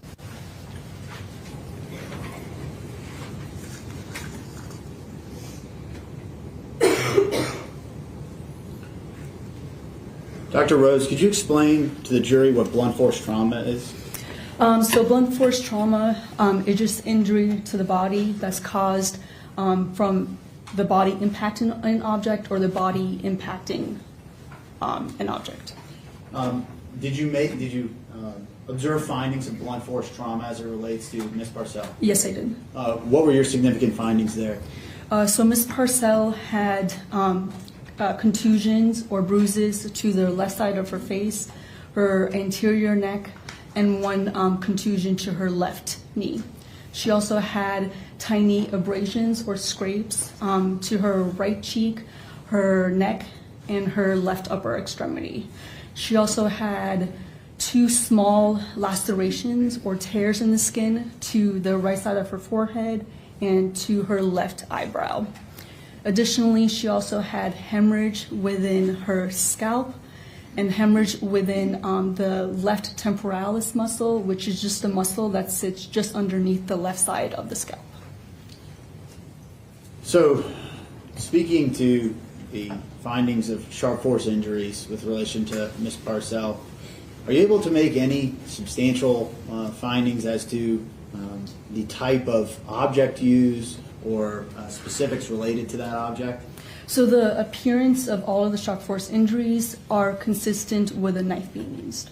Okay. But past that, how specific can you get into making conclusions as to details of the knife, I suppose? So just on the appearance of Ms. Parcell's wounds, I can't further characterize the type of knife. And in conducting your autopsy, you didn't find any evidence that would aid you in further making a conclusion towards that effect? No. Is toxicology part of the autopsy process? Yes, it is.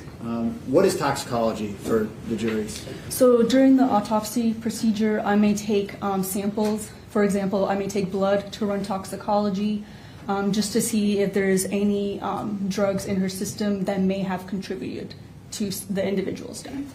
Were there any were any findings on the end of toxicology significant in your determination of finding cause and manner of death? No. Were there any findings as related to illicit drugs in Ms. Parcell's system? No. Finally, Dr. Rose, what was your conclusion as to the cause and manner of Ms. Parcell's death? So the cause of death was multiple sharp force injuries, and the manner of death was homicide.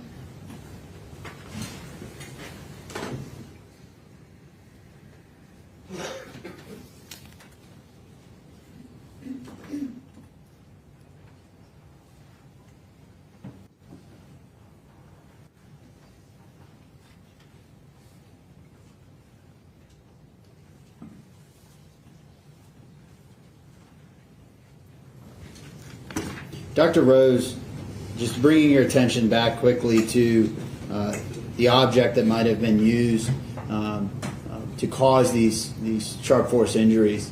Did you make any findings as it related to what happened in the process of these injuries being inflicted as it relates to that object, the tip being broke off, or remains of the knife found in her system, or differences in the wounds to that effect?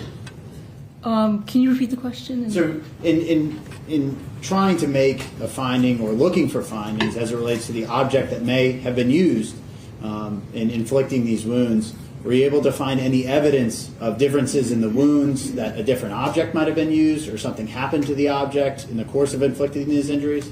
So at the time of the autopsy, I did not find any sharp object that may have remained inside or on the body. And then based on the appearances of the wounds, it is most consistent with the knife being used. And that is all that I can say. I have no further questions for you. Thank you. May I please report?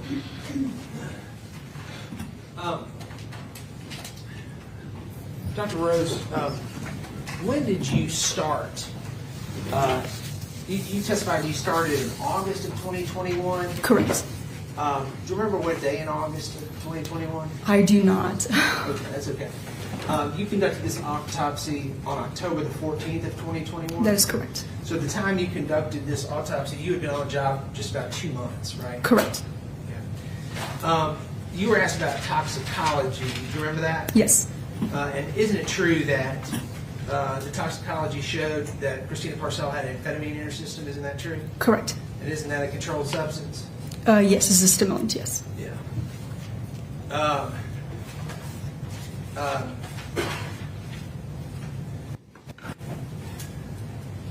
Isn't it true? You talked about the sharp force injuries that you discovered during the autopsy, and isn't it true you talked about incised injuries versus stab wounds, right? Yes. And isn't it true that in your report you used the word superficial or the adjective superficial prior to many of the times you referenced incised injuries? Isn't that true? Yes. All right. And you testified that these incised injuries were longer, much longer than they are deeper. Is that Yes. correct? And in fact, in your autopsy report, isn't it true that you didn't even calculate whatever the depth was of the incised injuries? I mean, it's very difficult because they are so superficial. Superficial. Yes. Right. And isn't it true that the vast majority of the what you call the sharp force injuries you discovered were incised wounds? Isn't that true? That is true. And in other words, those are superficial injuries, according to your own words. Isn't that true? Yes.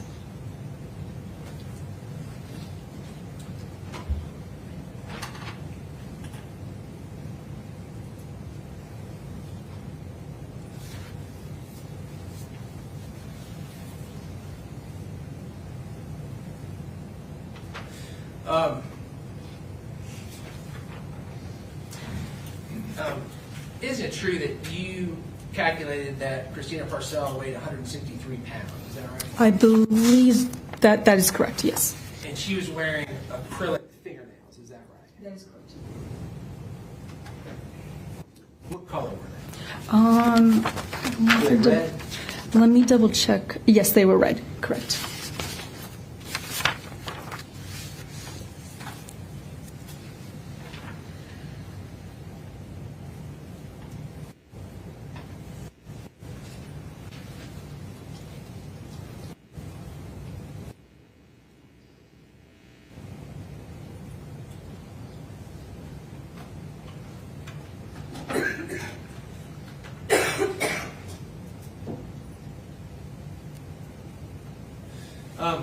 One second.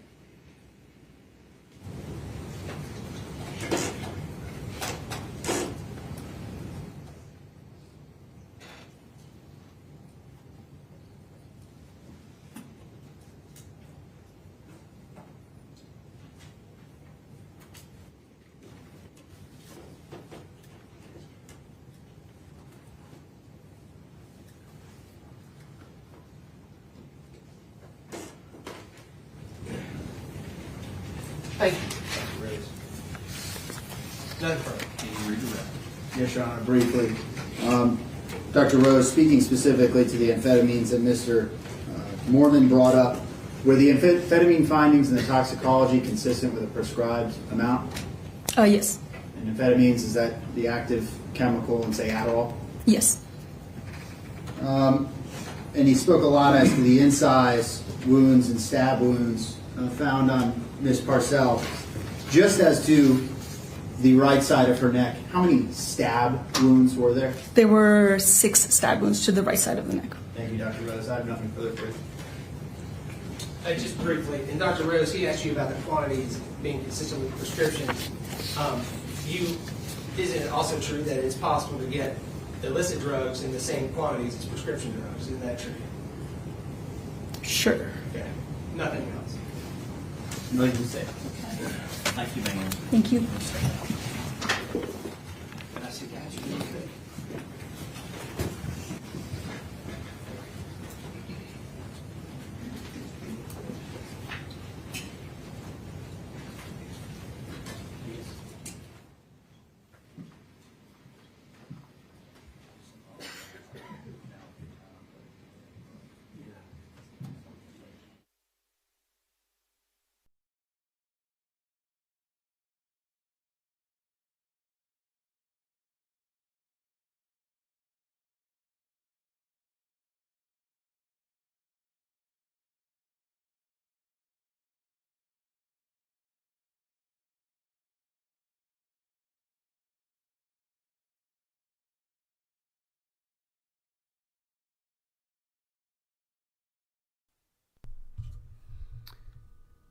All right, not 100% sure what's going on, but we just heard from the medical examiner. Always want to hear from the medical examiner. It's one of my favorite witnesses. Claire Rose, apt name, right? All right, we're just going to stay here for a moment just to see. State may rest, to be quite honest.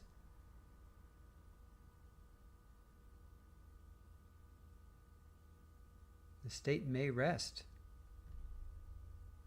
So we'll recap after I know for sure what's going on. I don't want to get only fire. There you go. Therapists know only fire. Dana Nicole, wish me luck. My new roofing and gutter business, y'all. Got to get my hands on the white stuff and then I'm off, literally. Yeah. Oh, we need DNA. Right. Sorry, Brat. We need the DNA. Yep. So we heard from the medical examiner. Now we're waiting on the DNA. Yes.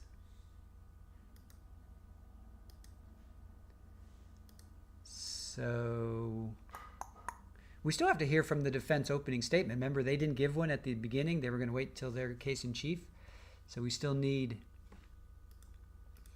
Yes, Dana, I think they're resting after the DNA expert. Dreama Landry, yes, we need DNA.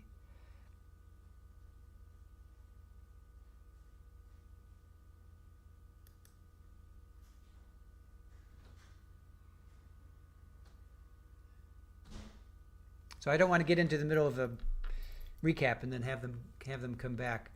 Maybe I could just do Mr. Sparkman. He was on cross. So Post was interviewed by the investigator and a coroner. So the coroner interviewed Mr. Post 90% of the questions. He met Tina and Post. Post's phone was not collected on October 13th, and they think that Post was deleting images, as the officers are showing up. He didn't get his phone. They didn't get his phone until the 19th. So Brad Post had from the 13th to the 19th to delete messages. Well, images, I should say. So the defense keeps on going back to Post. They did obtain a search warrant for Post's phone and laptop. Charlie Cunningham got those devices. Let's see. On October 19th, the daughter was taken into emergency protective custody. I guess she was with Tina at that time. Let's see. If Zach left the house at 7:45, how could he be there at 8:15? Well, he said there was no activity. He didn't say that he turned it off. He just said there was no activity. Gorman's house is across the street and over a few houses, so it's like a 5-minute bike ride. The bike rider did not appear to be wearing a hoodie. And then they talked about the escort ad, and that's when the Spice came in, and they wanted to approach the bench, and they took a little side bar there for a little bit.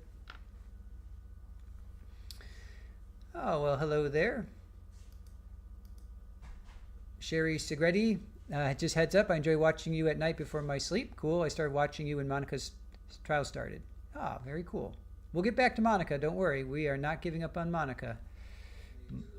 Monica Cementili. We will definitely be getting back to her. Because I still want to see Austin and Baker. Those are going to be explosive. So trust me, we will be going back to them. So thank you for watching us. Appreciate that. Trial Junkies United. Objection on the defense giving opening statement. It might be painful. It very well may be. You know, I don't read these. I don't internally read them before I read them. I just kind of read them because I want to be surprised when I read them. So now that you guys know that, you can sneak something in. I kind of read what it is, but. Aw, Sherry, of course I can't comment in bed, but glad I found you. Aw. Well, we're glad that you found us too. Really appreciate that. Erin likes to listen to true crime too as she's sleeping. That's what she does as well. So you guys are cut from the same cloth. Dana, you got to worry about your cavities, so got to get a good dentist on staff. Well, if you're going to go that route, you also need like a surgeon for your nose if you're going to go that route. Hey, Mona, I saw a Baker police interview and he wasn't that impressive.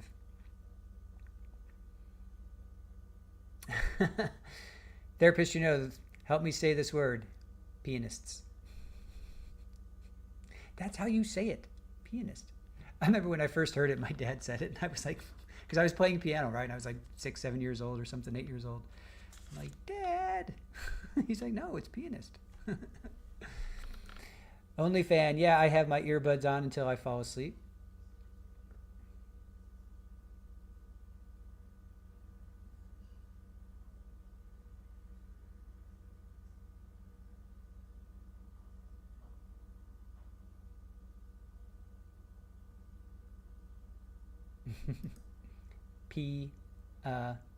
Pianist.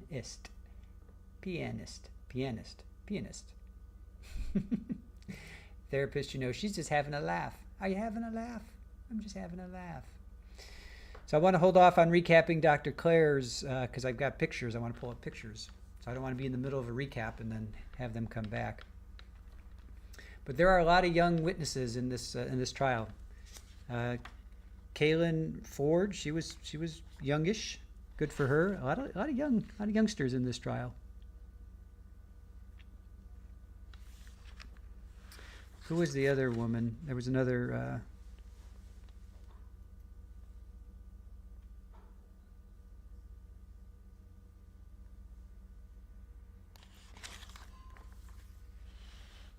I forget who the other. There was another woman that was pretty young. I can't find her right now. We got some good band names though, you guys. Matthew Wild and the Reliable Data Sets. That was from yesterday. Nothing so far today. Alabama Revenge Porn. Oops, Corn. Pennies and Pianists. Unidentified Pesticide. Fure Delete. Speculators. Naked Pianist on a Bike. I'm the 6/4 Butt. Red Rum Sonata in D minor. The Courting Greenies. Melodrama. Angry Heart. We've never had so many band names in one trial before. We're lucky if we get like 2. Rachel B. coming in with a side note. Side note, amphetamines in her system doesn't mean drug use necessarily. She could have been prescribed those. Well, she was. Well, that's what they said. Common with ADHD and other conditions. Yes, on redirect, it was consistent with a prescribed amount and were associated with Adderall. Forensic lady with eyeliner. Oh, that was the Dexter of the trial. That was Kaylin Ford. She was the youngster with the eyeliner. I thought there was somebody else that wasn't there a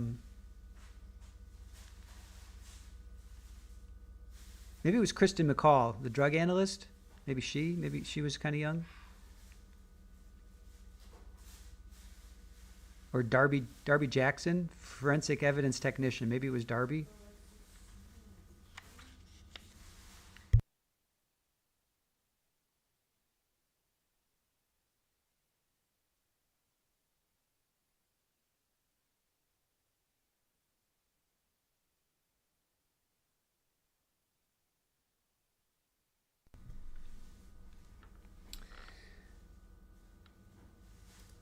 Trial Junkies United, they called this the Rose Petal murder, and the Emmy was Dr. Rose. That did not go unnoticed by me. That did not go unnoticed by me. Pammy, that ain't no joke. They're all 12 going on 13. And we're all like 40 going on 60. Or no, we're like 60 going on 14. I think that's more like it.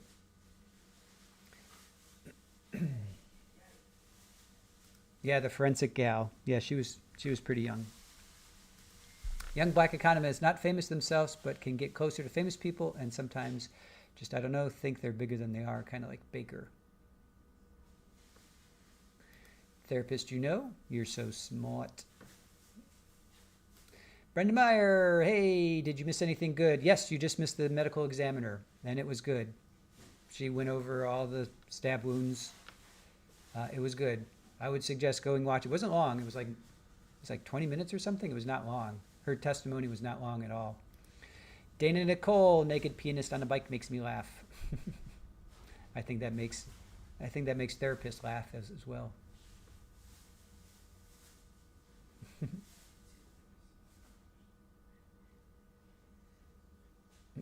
Only fan is dying to have this finished on Valentine's Day.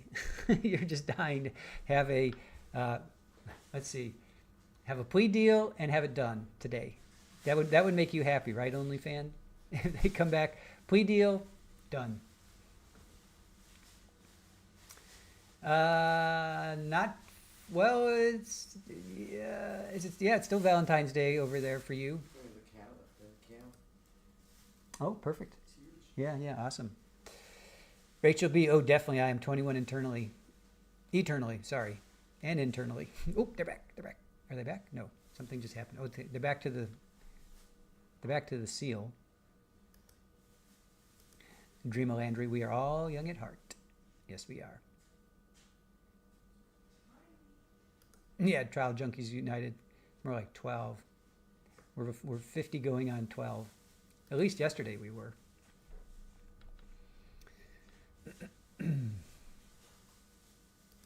Because it's Valentine's, roses. Da-doom-ch. Can I get a rim shot and a cymbal? Ba-doom-ch. What's with the squirrel? I don't get the squirrel. You did that yesterday. Please explain that to me. I don't get that. Rachel B. I want to at least be an adult, but barely.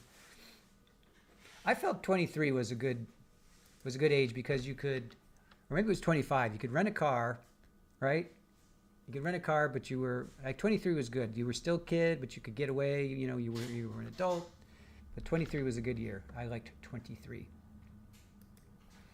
Rachel B. Internally, I'm probably 80 for having so much fun when I was 21. That's funny. Aw. Hellcat dropping the roses. Therapist, you know, you go all AD, you go add squirrel sometimes. Off topic, spaz brain, and I love it. Oh, do I? Hey Mona, my favorite age was 33. Some call that the Jesus year. Pammy, badoom-ch. Nice. Oh, abuse of power. Hellcat, that's okay.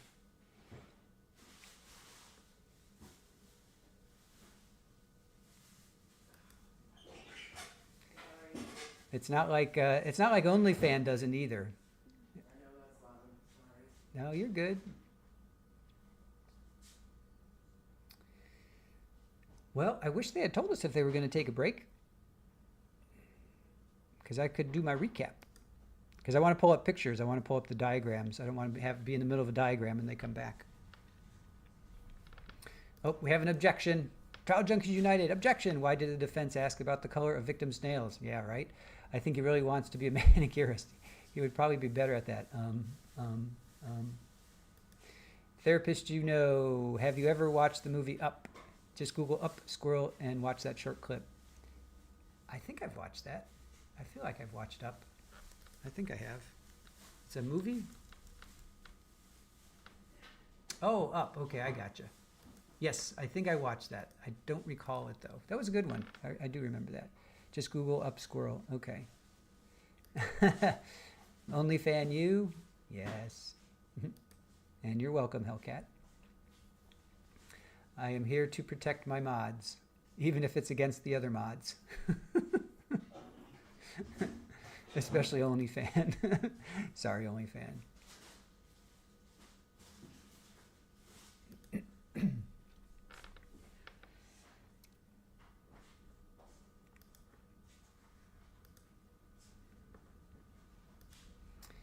Random fancies. I thought the nails were blue. Super busy at work. DNA next.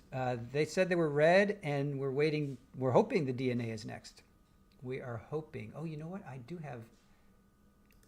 I took a photo of her hand. Well, I didn't. I did a screenshot of her hand, and her nails. Her nails are definitely red, and their thumb. Her right thumb is chipped. This is chipped. Her right thumbnail is chipped off.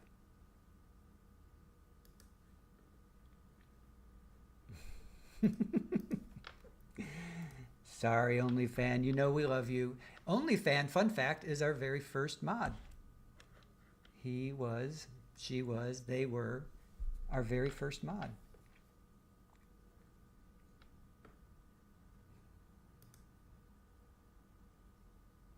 So we treat OnlyFan with the utmost respect, always. Trial Junkies United. Not fair to pick on a vamp. Young Black Economist. LawTube in general seems to mostly have people who are pretty good to their mods. I don't see too many mod hit pieces around these parts. Right? Why on earth would you be mean to your mods? You're not going to have many mods, right?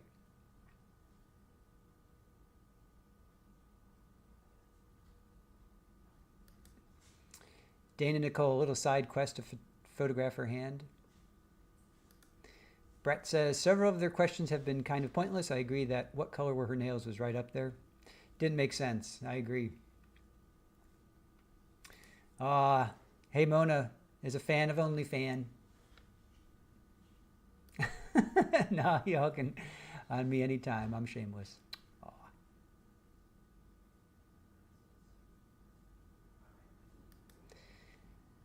Butterfly Dana back. Sorry, I needed some time. Thank you. Yeah, no worries. Trial Junkies United. The CSI Dexter noticed the chip in the nail. I remember that when you brought it up. Yes, Kaylin Ford, Dexter Ford, as she is known to us here. She is the Dexter of the trial. Every trial needs a Dexter. She was our Dexter. Yeah, she's the one that, well, she took the photographs. She's the one that took all the photos. So yes, she was the Dexter. And they even objected about her blood spatter expertise, but that got in. Dana Nicole, I'm really missing the Cementili trial this week. I know, right? We'll get back to it. Don't worry. We will get back to Monica. OnlyFan. Oh, I've seen 2 channels with mod blowups recently. Wow. Like Total Drama and Change. Jeez. Irish Amy to Brat. I do always like to know other people's nail varnish, though. Right? Hey Mona, how long has this channel been in existence? I can't remember how I found y'all. We started in May. Chad Daybell was actually our very first stream. It was like we caught the last 3 or 4 days of him, and then we jumped over to Karen Reed. So it was May of last year. So we're, 9 months in? March, April, May. Yeah, we're about 9 months in. Yeah, basically 9 months. It was like mid-May. So we're 9 months in. We're at we were at 58, 5,858 subs. So it'd be great if we could hit 6,000 by the first year. That would be, year anniversary. That'd be cool. Dana Nicole, I bet they are Karen Reed case adjacent channels. Oh, with the yeah, oh yeah, possibly. Dexter is your dog's name. Every trial needs a Dexter.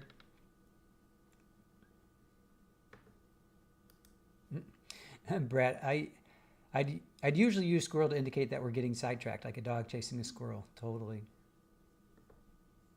Yeah, hey Mona, gestation. Yeah. It was I think it was like the 15th. So here we are, the 14th of February. Yeah, we're pretty much there. That's funny.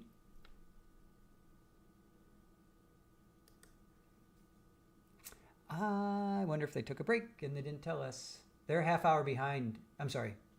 We're a half hour behind them. So it's 12. Oh my God. Don't tell me they went to lunch and they didn't tell us. If they went to lunch and didn't tell us, I will not be happy. All right. What's Gigi saying? Let's see what's Gigi saying? Gigi, oh great Gigi. What are you saying?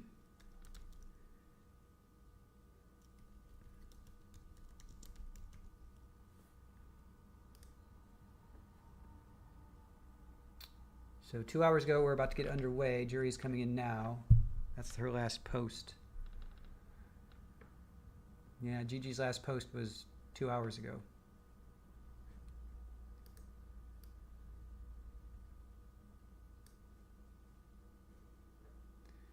So I hope they didn't take lunch.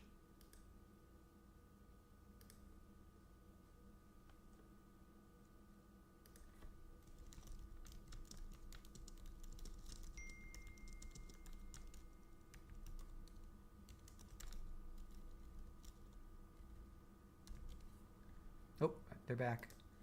I see the judge.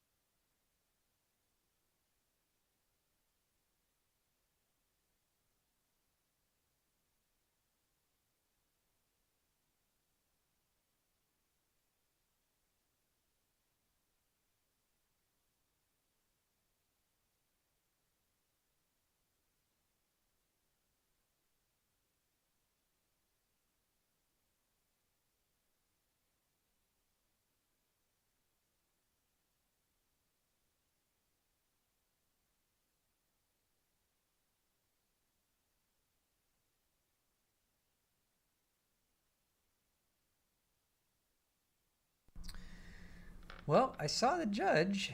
Thought he was coming back. And Dreama Landry, that's so awesome.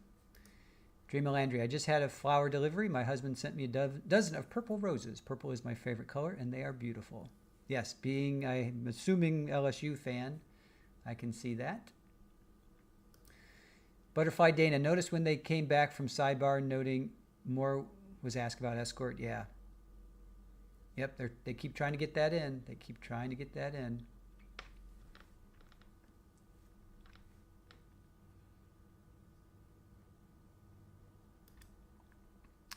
Rachel B., he's a Doberman Hound. Looks like a Rhodesian Ridgeback. Oh, those are cool. I had a friend who had a Rhodesian Ridgeback. Odin was his name. Cool dog. Big dog, but cool dog. Trial Junkies United, the judge was getting more newspaper for the defense so he can swat him for asking non-essential questions. That's funny.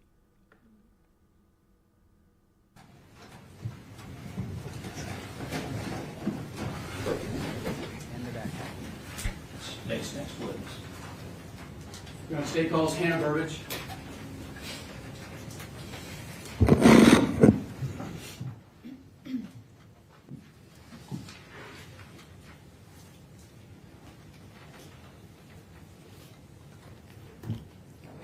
Do you solemnly swear or affirm to tell the truth, the whole truth, and nothing but the truth, so help you God? Yes. Thank you.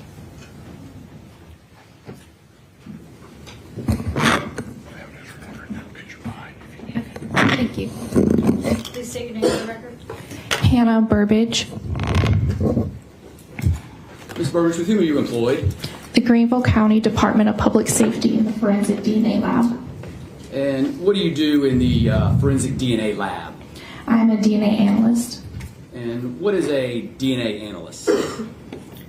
So a DNA analyst, we examine items of evidence for profiles and then compare them to any references provided.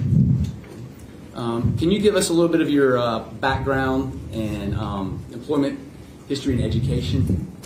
I have a bachelor's in forensic science from Western Carolina University, and I have been employed here about 4.5 years.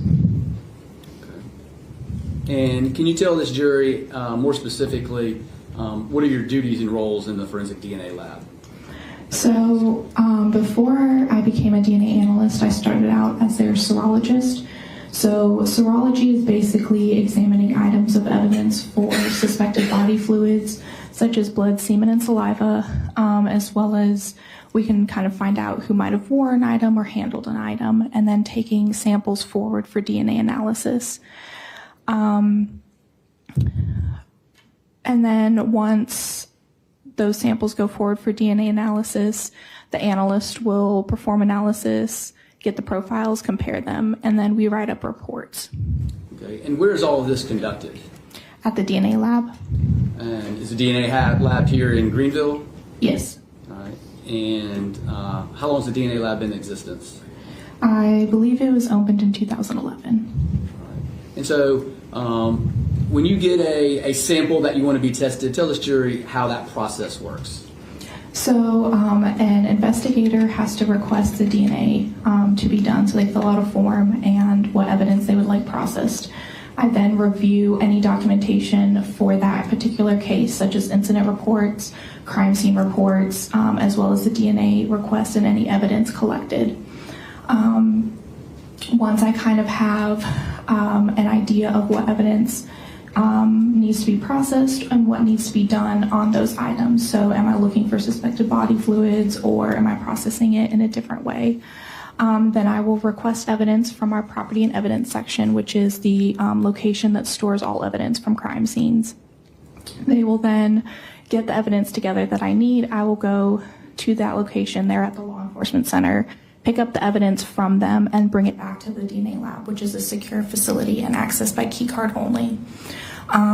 Before processing, I wear personal protective equipment, so a lab coat, gloves, face mask. I clean my workbench as well as any tools I'm going to be using with 10% bleach. I process one item at a time, and I always start with evidence items before processing reference items. And have you ever been qualified as an expert in serology before? Yes. How many times? I believe about 6. Your Honor, the state moves to qualify Hannah Burbridge as an expert in serology. No objection. No objection.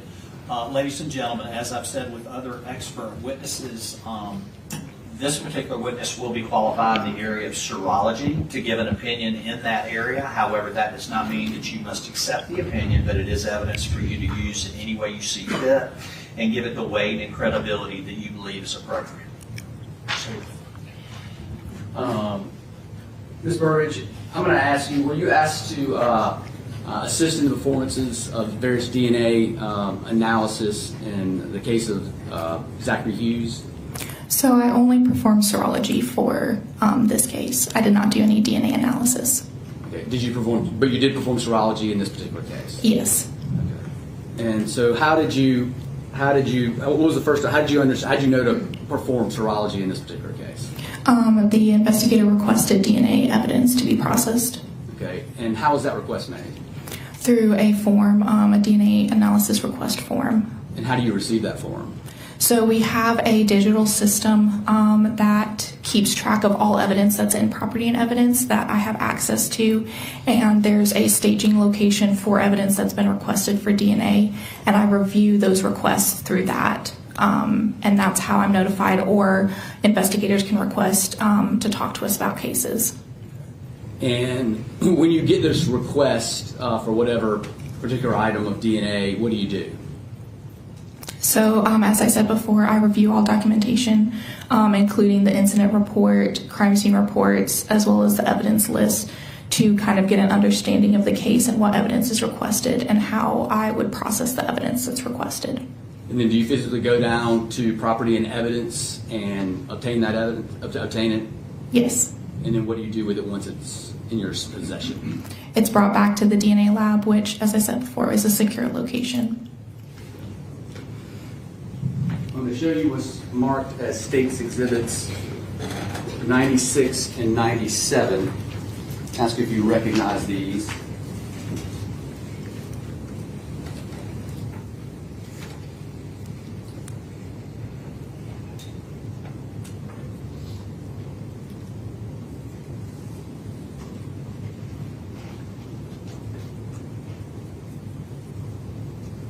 Yes.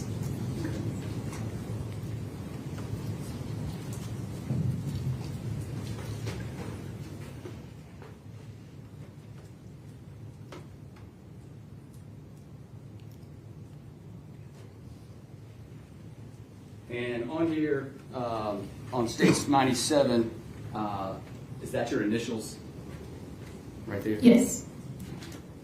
And did you go to property and evidence and obtain these particular pieces of evidence? Yes. And what are they?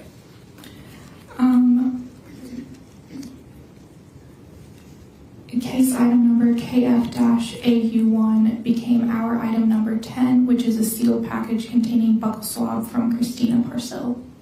Okay, and so you said your item number 10. Explain to the jury how that happens. So whenever we receive evidence, we label them just to kind of keep track in our system of each item. Okay.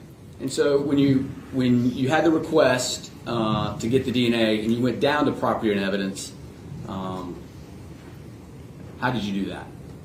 So we drive to property and evidence, which is located at the law enforcement center, and they will provide me with the evidence. It's usually scanned into my custody through our digital barcoding system, which is a digital chain of custody.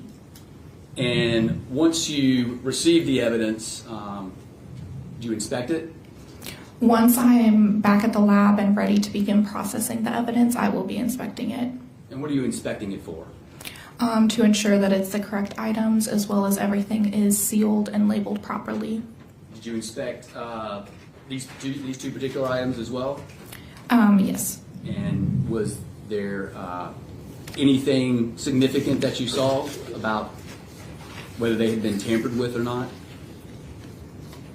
No. Did you inspect them to see if they were properly sealed? Yes. And was there any issue that you noted on any reports regarding those samples? I have no notes regarding any issues with the evidence. If there was something that brought to your attention, would you note that? Yes, I would document it as well as notify my supervisor immediately. And would you be able to use it in testing if there was an issue or a contamination or an improper sealing? Typically, we would not process anything that has not been sealed. And were these two items sealed properly? Yes.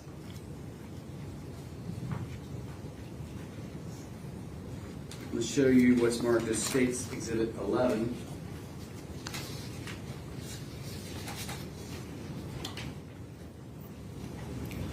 Ask you if you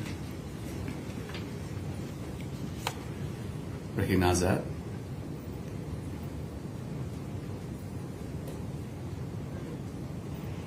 Yes. All right. And is that your initials on there? Yes. And would that be when you retrieved it from property and evidence?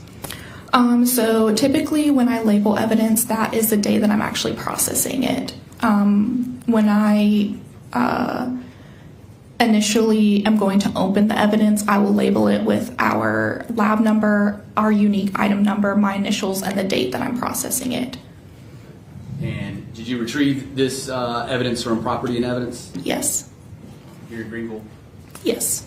And when you retrieved it, did you notice any improper sealing or tampering with the item? No. And if you had, would you have put it in your notes? Yes.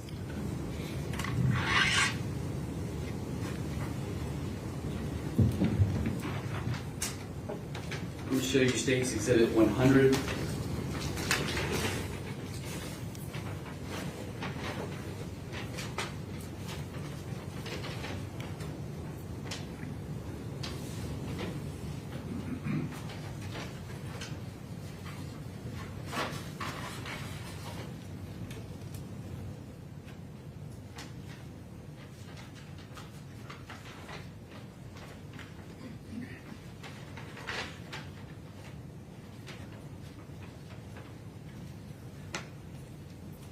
Let me show you State's Exhibit 100. You can open that up. And before I ask you that, on the prior exhibit, did you make it a new DNA number, or a new DNA item? Yes. So originally, case item number BW-A became our item number 11, which was a sealed package containing buccal swab from Michael Manigault. All right, now I'm showing you State's Exhibit 100.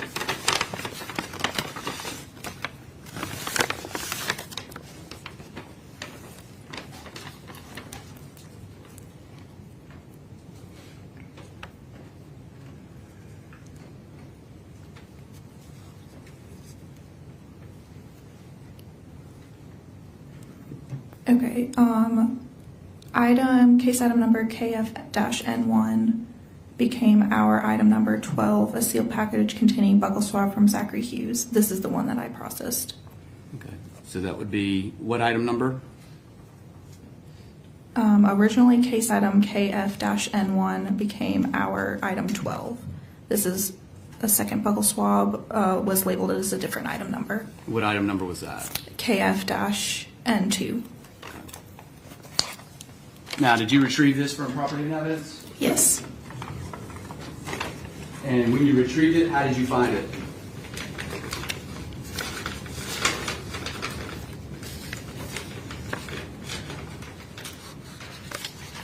It was a sealed package containing buccal swab from Zachary Hughes. Did you notice that had it been tampered with? No. Had there been any issue with the sealing that you noticed? No. So in your inspection, was it properly sealed? Yes. And where did you take the sample? At the DNA lab.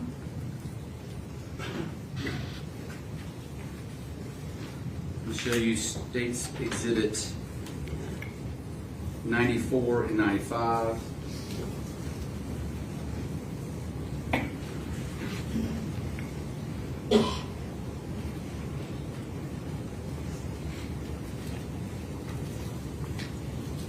Ask if you recognize these.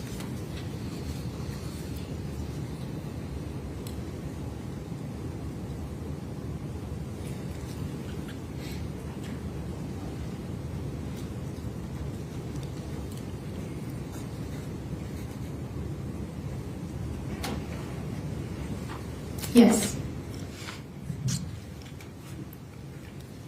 And what are these? So case item number KF-AU9 became our item 2, which was a sealed package containing fingernail clippings from victim's right hand. And then case item number KF-AU10 became our number item 3, which was a sealed package containing fingernail clippings from victim's left hand. Did you collect this from the Greenville County Property and Evidence? Yes. And do you recall how, when you obtained these items, what condition they were in? They were sealed.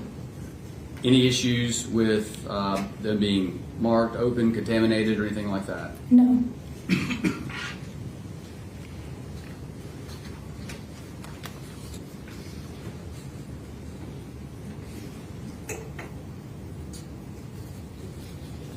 going to show you State's Exhibits 98 and 99.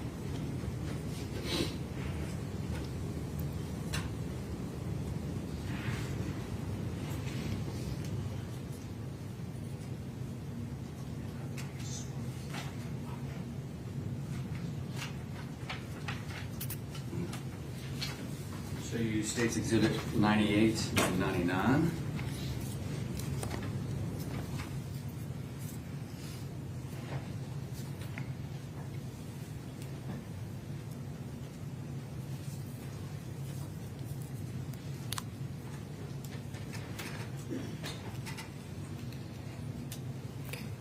What are those?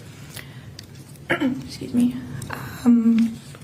Case item number KF-32A became our item number 5, and it is a sealed package containing swab from right handle brake of black Kona bicycle. And then case item KF-32B became our item number 6, a sealed package containing swab from left handle brake of black Kona bicycle. And did you retrieve those from the Greenville County Property and Evidence here in Greenville? Yes. And did you notice any issues when you received it from E&E? No. Was there any tampering with these items? They were sealed. They were sealed properly? Yes. All right. So once you get these items back to the DNA lab, what do you do with them? So they are stored until I'm ready to begin processing. And then, as I said before, once I am ready to begin processing, I'll put on my PPE, clean my work area, and then open one item at a time for processing. Once I am done taking either testing or taking samples from that item, I'll seal it back up and then move on to the next item. I work all evidence items first before references. Any samples that I take are given their own unique item number and barcode number to maintain chain of custody, and then those items are stored in the freezer until the DNA analyst is ready to begin processing. Okay, so I'm going to refer you to your reference number 2A and 3A, clippings of right hand, which is 2A. What did you, testing did you perform on those? Or not testing, what, the right word, did you take any swabs of it? Yes, so for item 2, the fingernail clippings from the victim's right hand, observation revealed 4 pink fake nails. A swab of the tips of the fingernail clippings were taken for DNA analysis as item 2A. So the actual nails, I swabbed the tips of them, and then those swabs became item 2A, which were forwarded for DNA analysis. And did you do that with your item 3A, the left hand? Yes, so item 3, the fingernail clippings from the victim's left hand, observation revealed 5 pink fake nails, and a swab of the tips of the fingernail clippings were taken for DNA analysis as item 3A. So tell this jury, so when you get these items out, how are you dressed in order to avoid contamination? Literally, what do you do? I'm wearing a lab coat, a face mask, and gloves. I change my gloves frequently, as well as cleaning my surface area, any tools that I'm using, and I clean in between items and cases. And then how do you swab these items? So for certain items, we're going to take a wet swab. So it's a swab. It looks like a Q-tip, kind of like a long Q-tip, and we will lightly wet it with deionized water, and then proceed to actually swab the areas that I'm intending to swab. And this helps pick up any skin cells that might be present in that particular area. And did you swab the your 2A clippings of the right hand of the victim? That's what I created, the swabs, item 2A. And then where do you place that swab? They're placed in DNA Freezer 1, which is where the DNA analyst will then pick them up from. And what about your items 5A and 6A, the handlebars of the bike, right and left side? So item 5, the swab from the right handle brake of black Kona bicycle, since that was already a swab, I am just taking a portion of that. So I literally cut a portion of that swab, place that sample into a tube, and that gets labeled as item 5A and forwarded for DNA analysis. And then item 6, the swab from the left handle brake, I did the same thing. That gets taken a sample forward as item 6A. And did you put that in a secure storage location? Yes, those would have been stored in DNA Freezer 1 as well. Now, in regards to your, what I'll call them knowns, which would be your 10A, 11A, and 12A, 10A being the victim's known, Michael Manigault's known being your 11A, and Zachary Hughes's being your known 12A. How do you process the knowns? So as I said before, the knowns are processed last. Because they're reference items, they're swabs. Buccal swabs are swabs from the inside of your cheek. So they're direct DNA references taken from that specific person, and that's what's used to compare to evidence items. So I would process them the same way by opening one at a time. Since it's a swab, I'm taking a portion of that swab, putting it in a tube, and labeling that as its own unique item number. So for item 10, buccal swab from Christina Parcell, a sample was taken for DNA analysis as item 10A. Item 11, a buccal swab from Michael Manigault, a sample was taken for DNA analysis as item 11A. And buccal swab from Zachary Hughes, which was originally item 12, a sample was taken for DNA analysis as item 12A. And then those would have been stored in the freezer as well. So how do you take a sample? I'm literally cutting the swab with scissors, clean scissors. Now, is this done at a different time than the sort of the suspect, the unknown swabs? Yes, the evidence items I'm processing first, and then reference items are processed last, so they're separated by time and space from the evidence items. How much time and space? Typically, it could be a few minutes to an hour. It just depends on when I'm actually processing the evidence. And then in between, are y'all cleaning? Yes, I clean in between each item.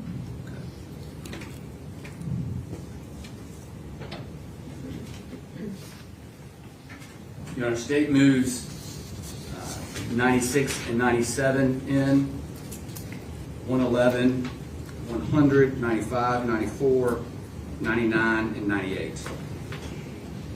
Your Honor, I object to the introduction of all these exhibits pursuant to Rule 901. The state has failed to adequately establish a chain of custody, failed to authenticate it. That would be our objection. Your objection is noted for the record, overruled, consistent with State v. Hatcher, Trapp, and other cases. Anything from the state? Yes, Your Honor. We feel the chain under those cases has been met. All of the swabs were taken by witnesses that have already testified. They all testified they put it into property and evidence. Ms. Burbage has testified that she received it from property evidence in a good condition, non-contaminated condition, that she could use and be able to analyze. And I think the state v. Henry. But your objection is noted for the record. Thank you, Your Honor. All right.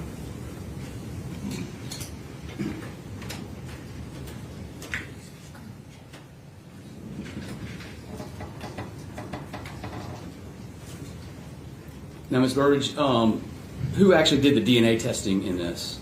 Tim Knopfseeker. All right. And would he have handled other items? Would he have gone and gotten other items from property and evidence? I would have to refer to the chain of custody. Occasionally, I will pick up additional items later on for additional testing, but I don't actually open them and take samples. For instance, if reference items are submitted later on, I may pick them up from property and evidence with my other evidence, but the analyst can cut it and take it forward for analysis on their own, and the chain of custody would reflect this. Do you recall taking any other pieces of evidence from property and evidence to the DNA lab? I have about almost 30 items that I have processed for this case. Can you check your notes? And did you take references to John Mello, Brad Post, and Alex Fields?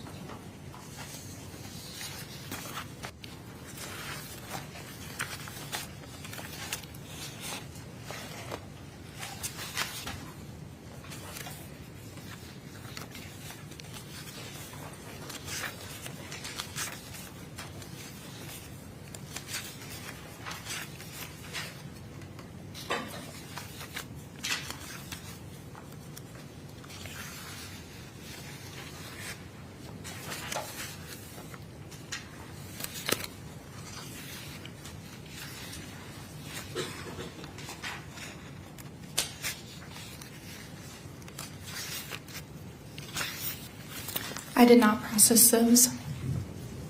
So you didn't cut the little ends and put it and have it ready for DNA on those three? No.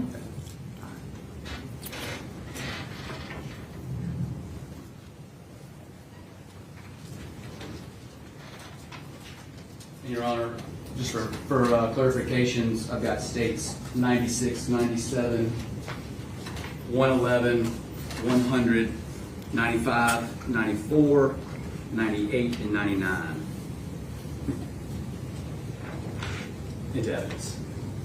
Just to make sure they've already been. And, your objections? Yeah. Yeah, and there's objections. And just to be clear, I'm sorry. So Mr. Wilkins references that those are already in evidence. That's correct. I'm just crossing my T's, double checking. Those are the ones we discussed and that we're putting it down. For the record, make sure it is absolutely clear, 96, 97, 111, 100, 94, 95, 98, and 99 are all into evidence. And your objections, no. Thank you. All right. And I've already referenced cases. That's all the state has, Your Honor. Any cross? No, Your Honor. Thank you.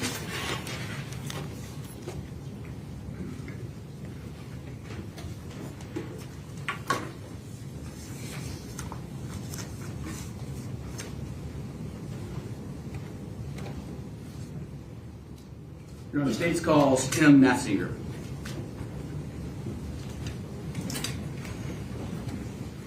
Do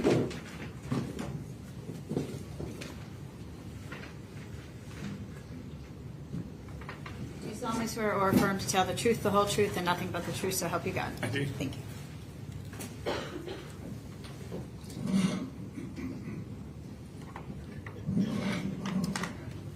Please state your name for the record. Timothy Nafziger, Jr.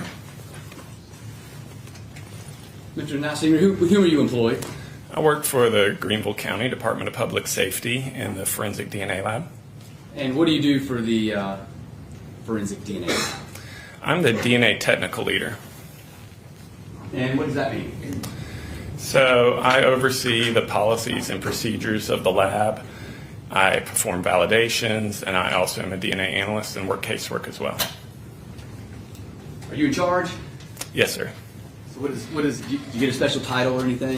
DNA technical leader, that's what it is. So as the DNA technical leader, what are your main job duties? So like I said, I oversee the policies and procedures of the lab. I perform validations. I oversee casework. I do casework myself. How long have you been doing that? I've been in that position about a year and a half. And how long have you worked at the lab? I've worked at the lab for about 11 and a half years. Before that, were you into the DNA world? This is my first job in forensic DNA. Tell us a little bit about your background and history. So I have a bachelor's degree in biological sciences from Clemson University, a master's degree in entomology from Auburn University.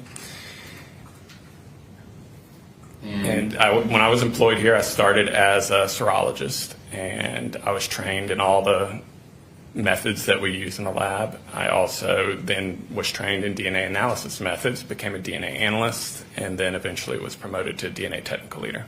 And tell us a little bit about the training that you go through. So we do a system where we have mock evidence that we put, mock samples. There's a written exam. There are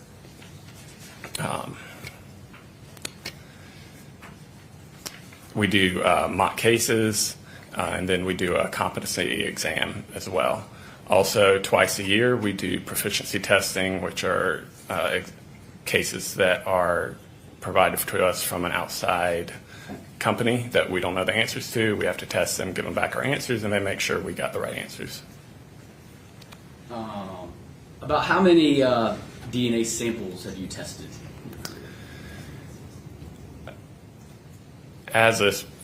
From including my serology, I've worked several thousand items of evidence over my career.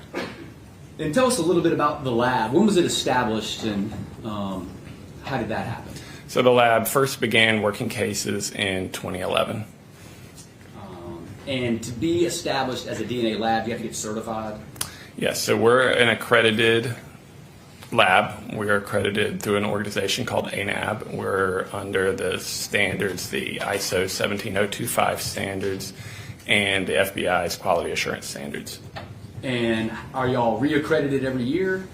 We undergo some level of an audit every year. Our full reaccreditation audits are every 4 years.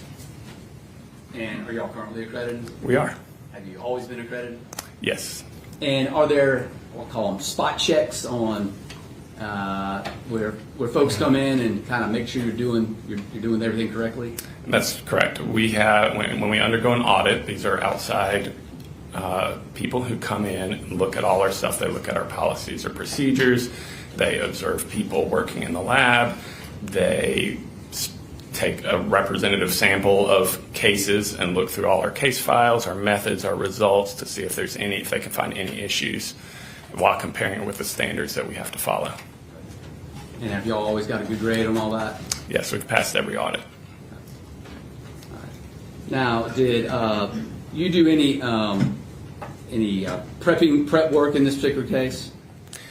With any case like this, typically we're having to look into the case details to determine what the best avenue of testing the evidence is, depending on the type of evidence, what we're looking for in a case. Did you retrieve any items from the property and evidence for processing? Most of the items I tested were prepared by our serologists in the lab. I did pick up 3 references. All right. I'm going to show you State's Exhibit 101 and ask if you recognize this.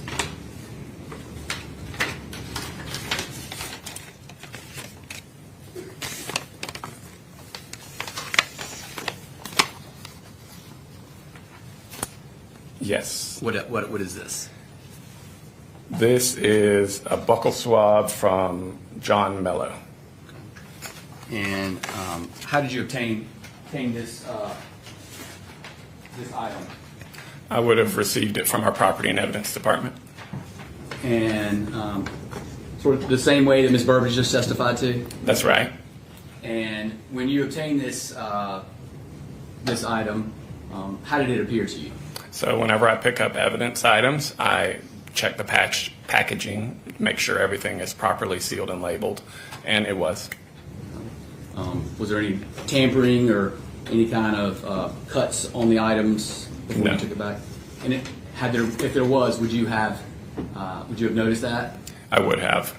And would you have documented that? I would have. And would you have tested it otherwise? Most likely not. And what is this? What is John Mello's swab? Your reference number now? So I gave it, our item number is item 27. 27.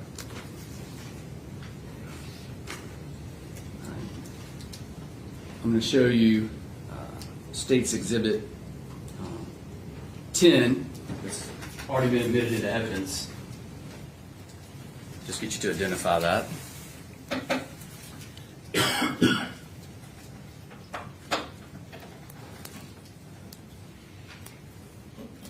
Yes, this is a sealed package containing buccal swab from Bradley Post. This is this one you've handed me is DHE1. The one I tested was you handed me DH-E2. The one I tested was DH-E1.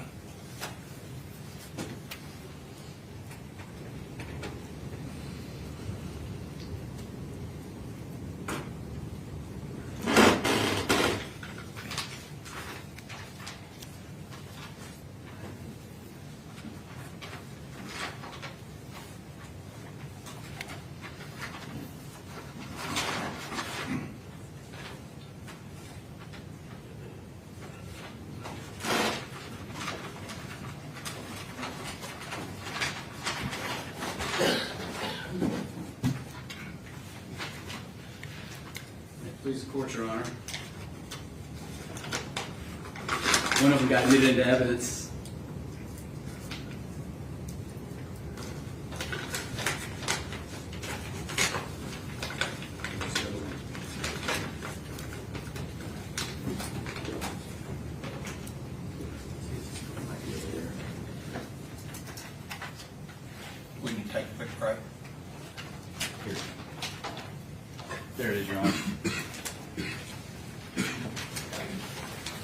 Step over here. I'm going to show you State's Exhibit 11. Yes, I recognize this. This is our item 25, sealed package containing buccal swab from Post Bradley. And did you collect this piece? I obtained it retrieved it. I got it from our property and evidence department. And when you retrieved it, did you inspect it? Yes, I did. And was it properly sealed? It was. And if it wasn't properly sealed, would you have noticed that? Yes, I would have. And would you have noted that in your documents? I would have. And would you have tested it? No. And finally, State's Exhibit 181. You recognize this? Yes, I do. And what is that? So this is a sealed package containing buccal swabs from Alex Fields, case item number JDS1. And did you retrieve that from property and evidence? I did. And was it properly sealed? Yes, it was. Our state moves items 11, 181,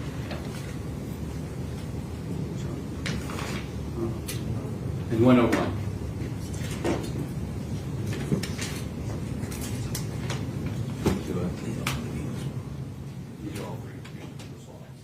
Your Honor, I would object to citing 901 the failure of property samples changes. Your objection is noted for the record. I overrule and consistent with the cases of Hatcher and the other cases which I've mentioned earlier, 11, 181, and 101. You got Exhibit 11, correct? 11, 181, and 101 Thank you. are admitted into evidence. All right, Mr. Nafsinger, I don't think I've moved to qualify you as an expert yet. Your Honor, I moved to qualify Mr. Nafsinger as an expert. Your man inquires what the field is. In DNA analysis. No objection. All right, ladies and gentlemen, as I've said with other experts, this witness will be qualified to testify in the area of DNA analysis, and he can give his opinion in that area. However, it does not mean that you must accept the opinion, but it is an evidence for you to consider and use in any way you see fit, and give it the weight and credibility that you feel is appropriate. You can consider it.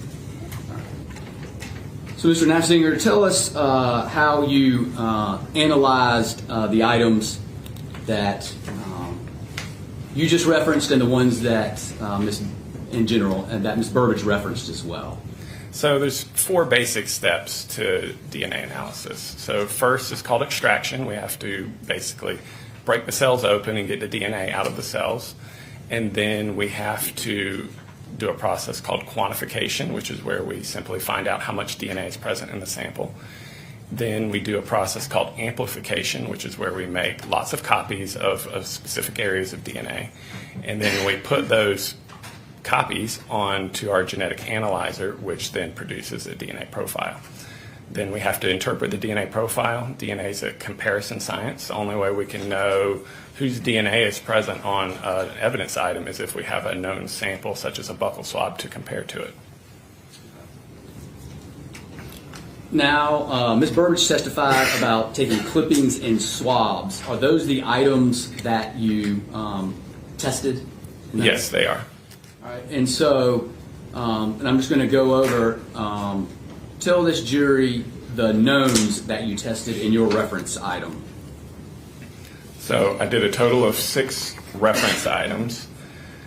Item 10A was a sample of buccal swab from Christina Parcell. Item 11A was sample of buccal swab from Michael Manigault. Item 12A was sample of buccal swab from Zachary Hughes. Item 25 was a sealed package containing buccal swab from Bradley Post. Item 26 was a sealed package containing buccal swabs from Alex Fields. And item 27 was a sealed package containing buccal swab from John Mello.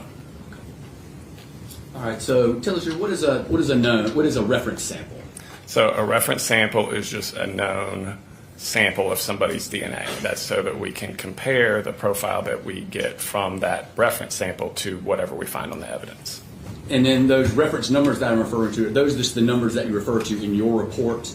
That's right. And then you generate a report describing your findings? That's right. And then what do you call the items that you're trying to see if there's DNA matching to them? So we'll call those questioned items because we don't know what we're going to find on them when we go to test them. All right. And so in this case, what question items did you compare to?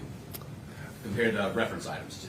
Well, I did quite a few, a lot of them. Okay, let's talk about it. So about how many items do you think that you tested in this particular case?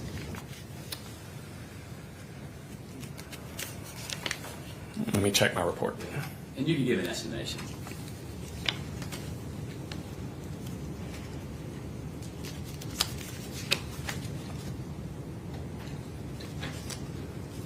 More than 20, it looks like. And so I'm going to refer you to your reference items 2A and, 5A and 6A. Can you tell the jury what those items are? So item 5A is sample of swab from right handle brake of black Kona bicycle. And item 6A is sample of swab from left handle brake of black Kona bicycle. Okay. And so just give another general description. In the lab, you've got, and this is 5A and 6A, the swabs of the black Kona bicycle. It is just a clipping of that swab that you're using. That's correct. And that is the swab that that Hannah Burbage process or prepared for you. That's correct. All right, and where did you get that swab from? I got it from DNA Freezer 1 in the DNA lab. Okay. And is that a secure location? It is. The entire DNA lab is secure with only key card access, only accessible by the people who work there, and there's an alarm system. So. And what measures do you instill to make sure that there's no cross-contamination from the reference samples? So when I'm doing my extractions, the questioned items are extracted at a separate time and space than the known samples. So when I'm handling the questioned items, I have not handled any of the reference items yet. And so anytime I'm doing my processes manually, I'm only having one tube open at a time, and I'm only working question items, and then later I work the reference items. Later on, some of our processes involve robotics, and all our robotics have passed extensive validation tests that have also been audited when we get audited. And a part of those validation processes are contamination assessments, where we basically set it up to try to force it to contaminate and set up where we would very easily see if it did, and they've always passed. And so do y'all have sort of safety measurements in place inside the lab to make sure there's no contamination or other issues arising out of the testing? Yes, so in addition to those precautions, I'm obviously wearing protective equipment. So I've got a mask, gloves, a lab coat, change my gloves frequently.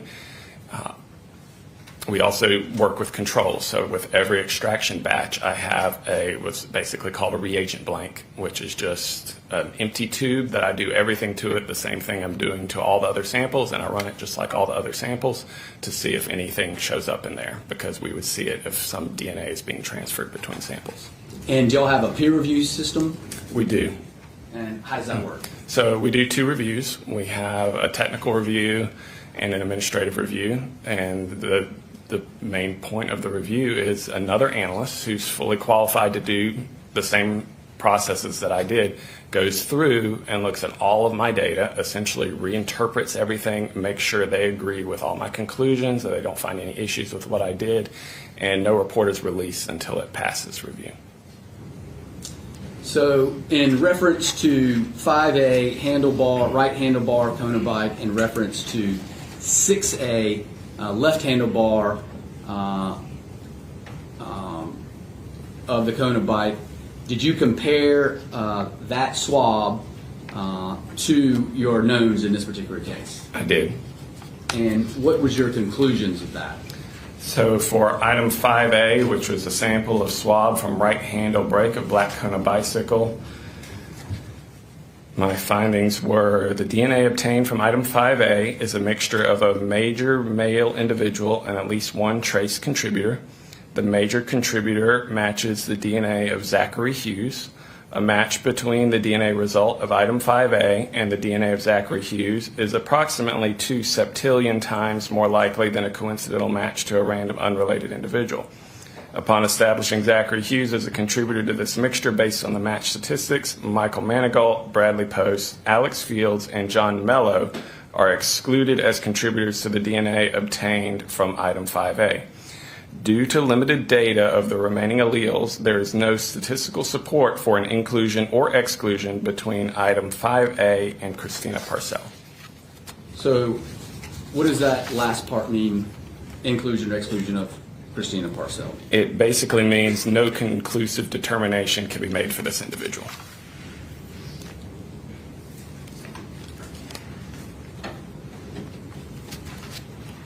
So now I'm going to refer you to your items 2A and 3A, 2A being the clippings of the right hand of Christina Parcell. Did you have the... I'm sorry. Go ahead. I don't agree with the question. I was just going to ask him if he compared that to the known references.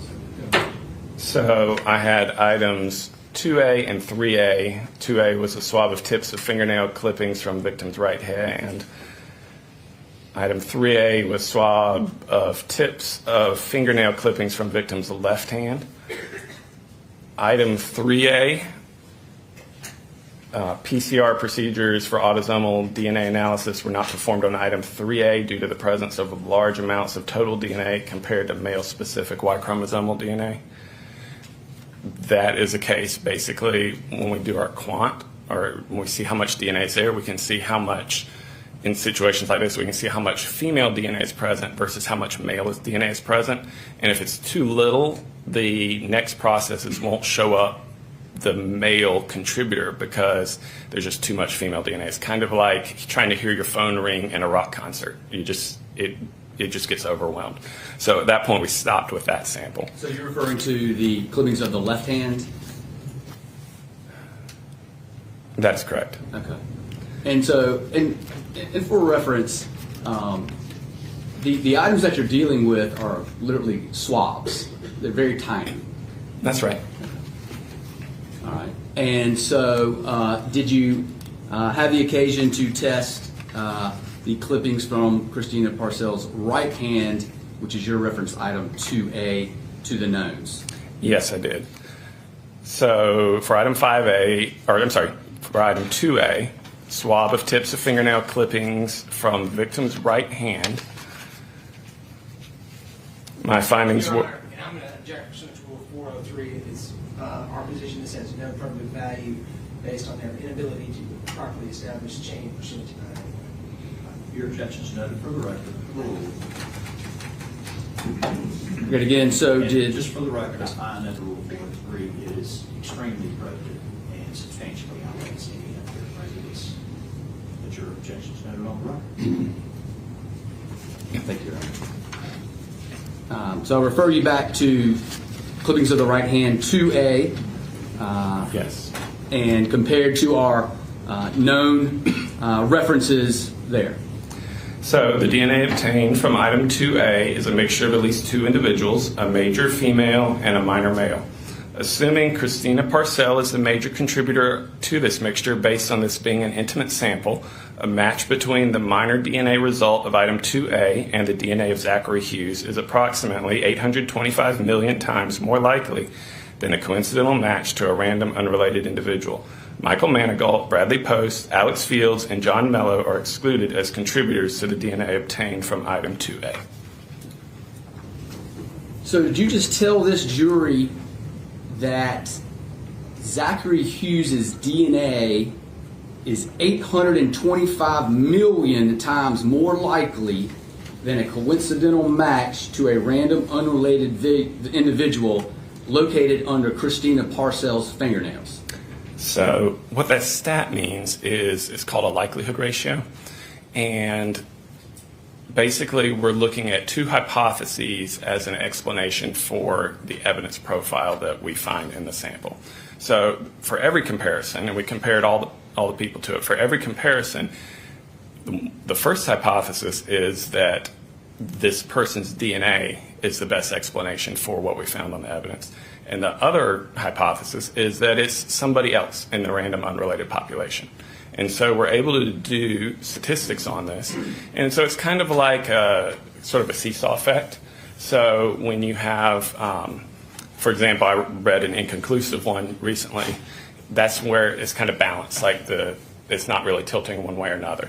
If it's an exclusion, it means it's tilting toward someone in the random population is the better hypothesis to explain the evidence. And when it tilts the other way, which it did in this case, that's giving strong support for the hypothesis that that person's DNA is the best explanation for the evidence. So what is the lowest probability standard that you would be permitted to report? Per our lab policy, the lowest we'll report is a match score of 1,000. And this one was 825 million? That's correct.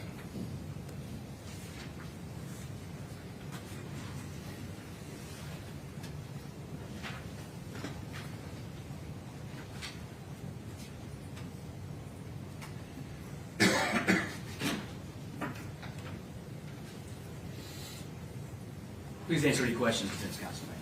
All right, cross-examination. Yeah, I don't have any questions. Okay, sir. Thank you, sir. Thank you.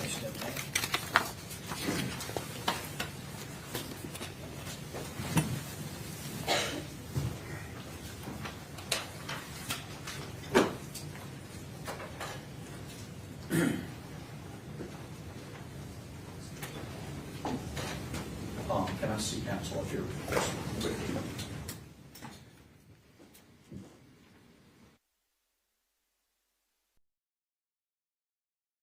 Boy, that is highly, highly unusual. There was no cross. I was just telling, was it Irish Amy during the Segura trial? That was like 2 days of they were crossing, going back and forth, redirect, cross, cross. Yeah, that is huge. I think, because usually they want a reasonable doubt. I mean, where's the reasonable doubt? Attack his credentials. Attack his the chain of custody. Attack. He wasn't brought in as an expert straight away. Yeah, really, really interesting. Well, that's what we were waiting for: the medical examiner and the DNA results. So, does not look good. Does not look good for our boy there.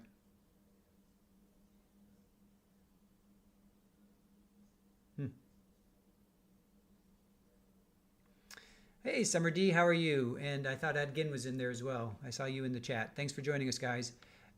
Irish Amy, I'm shooketh. Yeah, objection, especially for what color was your nail polish. Child Junkies United, right?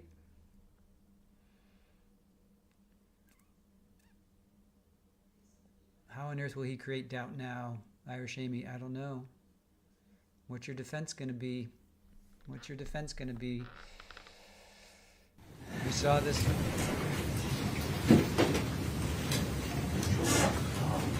So you just, well, I don't need to call you back up.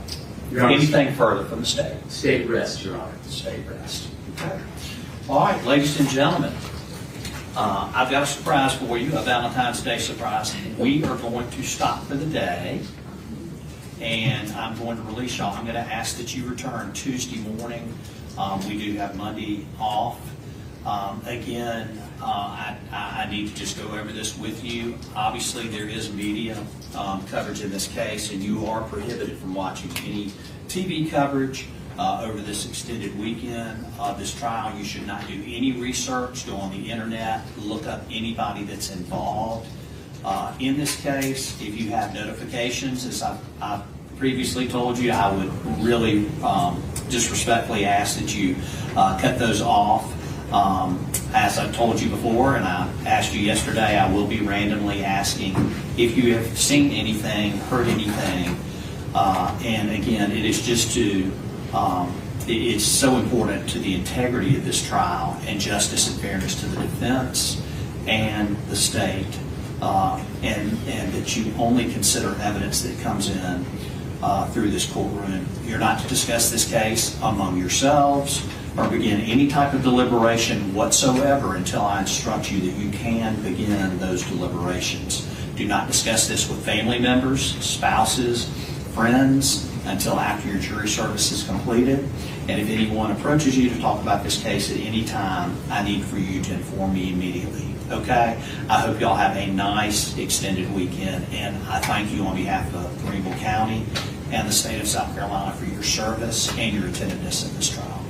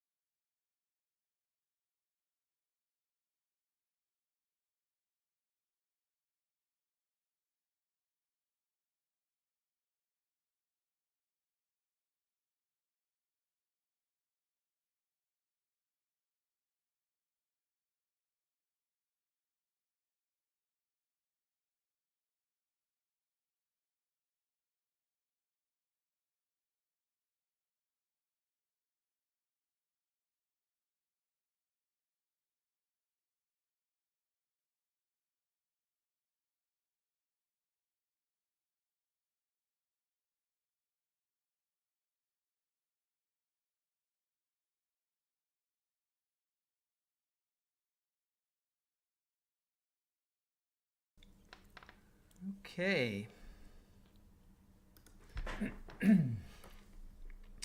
So that was interesting.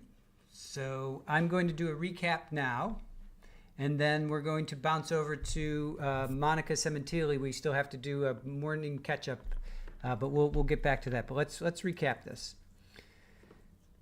because I want to pull up images. All right. So we heard from Sergeant Sparkman Cross, so we went over him, but then now Claire Rose was the medical examiner. So I want to pull up some of her, let's see, let me pull up some of her findings.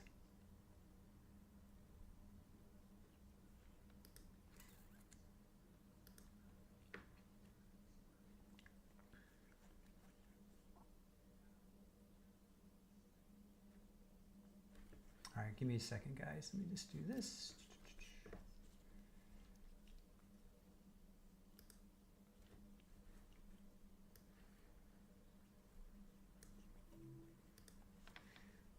All right, first of all, let's get to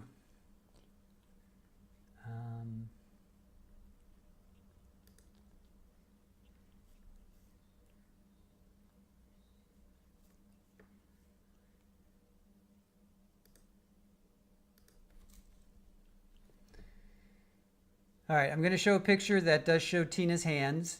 There's some blood on it, so if you guys just be prepared.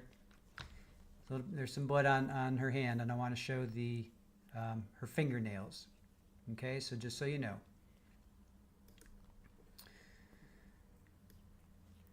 All right, so there's her fingernail. All right, so there's her fingernail. All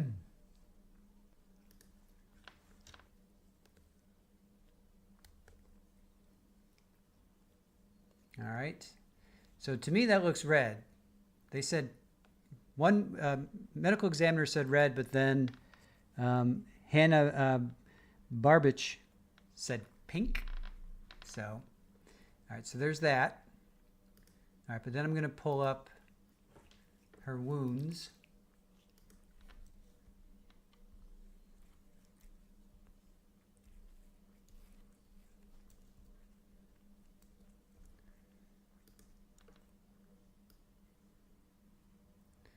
Sorry that I'm there. Okay.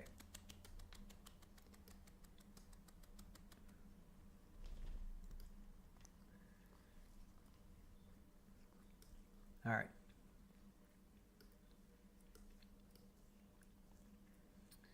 So these are the wounds that Christina suffered. And you'll see there's stab wounds and there's incised wounds.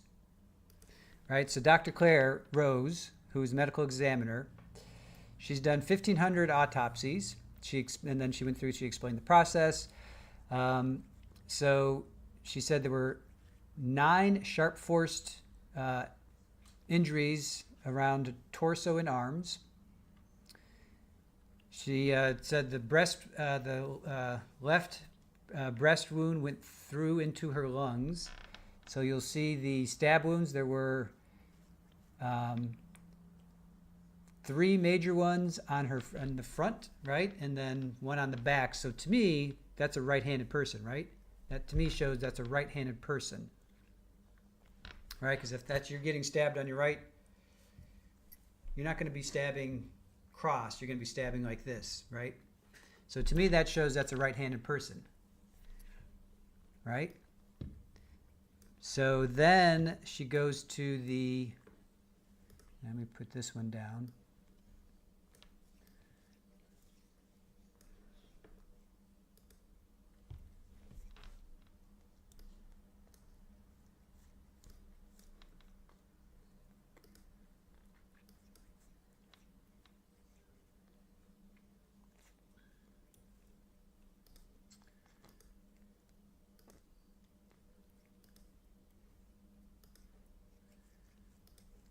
All right, so then we see, nope, this one. Okay, then we see this one. All right, now these are to her face and her neck. Now this is on her right side, which to me would be a left-handed person, right? Actually, Shirley, we're going to change that, just so you guys know. We're going to change the cementili because now we have time. So we have the afternoon. So we're changing that, you guys. We're going to change. We're going to do cementili after this. I'm going to do recap, and then we'll go over to cementili.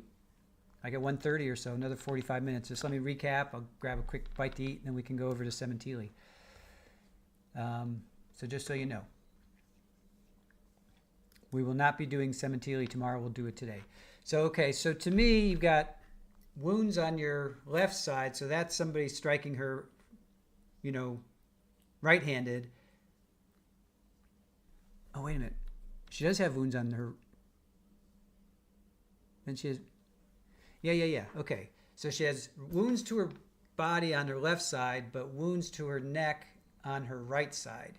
So again, it's your dominant hand and you're going to be the exact opposite. So that doesn't make sense to me. What do you guys think? That doesn't make sense. Unless that just doesn't make sense. You're going to be stabbing somebody. I guess you could go like that. The one thing she didn't say, this medical examiner didn't say, were these stab wounds, up, down, sideways, right? Because with the Todd Mullis, we found out the angle of that pitchfork or corn rake. She did not tell us the angle, right? She didn't tell us the angle of this. I would have liked to have known the angle. All right, so there were 26, around the head and neck, there were 26 wounds. 7 were stab wounds, and 19 were incised. The neck and stab wounds, the stab wounds hit the artery and her jugular, and they think that was the fatal one. Majority of the wounds were concentrated on her right side,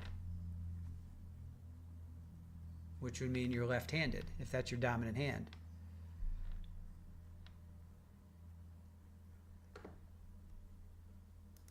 All right, let's get to. Oh, okay, yeah. She probably was flipped over after the first in the front. Good one. Thank you, Drunky the Bear. That makes sense. Dana, Butterfly Dana, I think in the struggle, person stabbed her wherever he could. Totally agree. Brat says body wounds would have been from the front, neck wounds from behind if she tried to run away and he caught her. That makes sense as well. Summer D, going for jugular and moving maybe. Yep. Shirley Roth, he went for her neck, artery. Yep. Summer D, jugular and the heart. It was personal. And look at all the ones around her face, right? Oh, here, I think I can open this up. Let me open this up. Can I open that up? I cannot open that up. Okay. Yeah, very personal. 30, and we found out it was 35. We thought it was 30 or 31. We heard 31, but now we heard there was 35.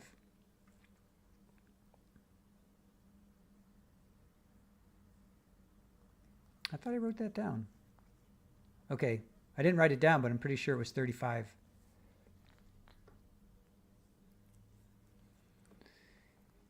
There was blunt force trauma as well. Her left side of her face, her neck, and her left knee. There was abrasions on her right cheek and neck. There was lacerations around her forehead and eyebrow. Yeah, and there was also like, well, they were, let's see, the back of her, the back, well, here, her this arm.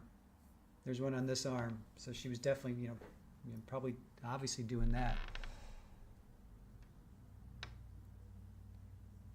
So it makes sense that the front, he's right-handed, and then she's trying to run away, and then he's still stabbing her, and that he gets her neck. Yes, thank you, Brad. 35. That's what I heard too. All right, let me just jot that down. 35 altogether.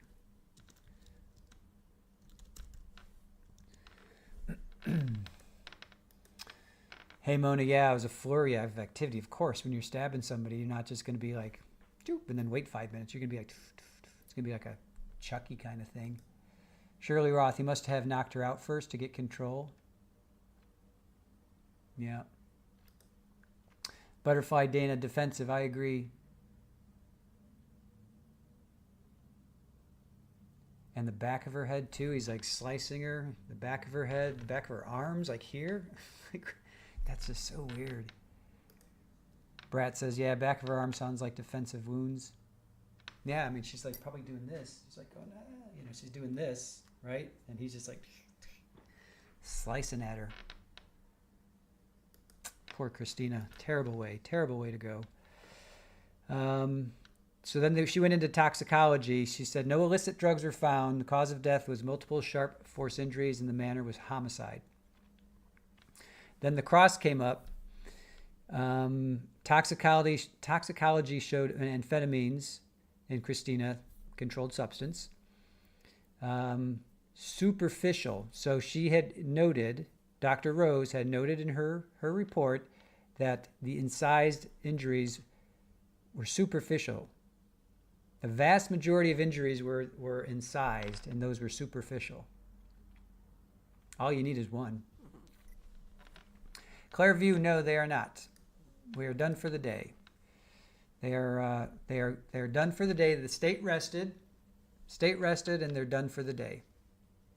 They're coming back Tuesday because Monday is a holiday. So what we will be doing is we're going to go. We have some finish up on Monica Cementili. We're going to pick back up on her. We missed a morning, so we're going to just put her in the record. Therapist, they are done for the day. They will be back on Tuesday Live. We will be with them Tuesday Live. We are going to finish up a Monica Cementili morning, just so that we have everything in buttoned up. So let's see, the cross. Superficial, Christina was 153 pounds. Her nails were red acrylic polish. So I brought that up.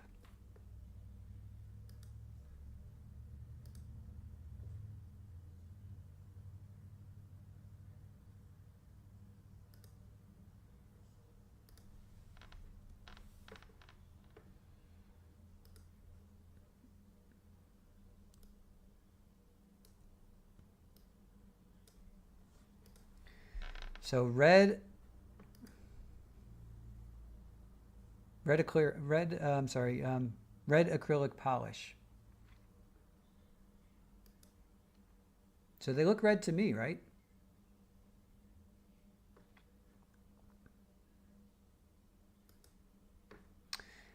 Brad Colwell, just catching up. Did we ever find out who Alex Field is? We did not. We did not.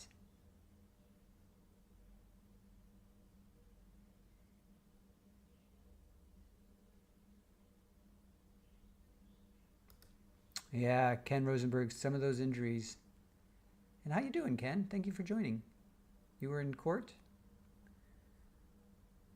Yeah, Pammy, we do not. Damn it. No. Summer D, I agree. They look red to me. Yeah, Butterfly Dana. In other words, superficial wounds isn't what deleted her.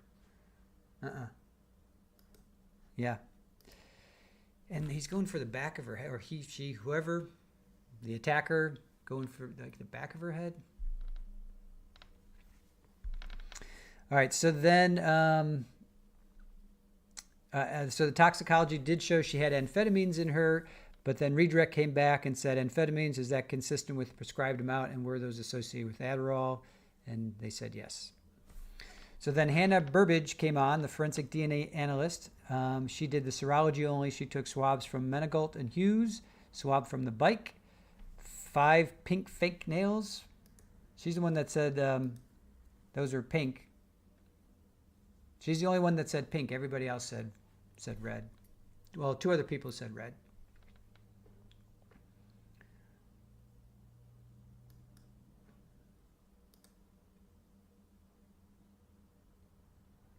Then the defense objected. The state has failed to establish chain of custody.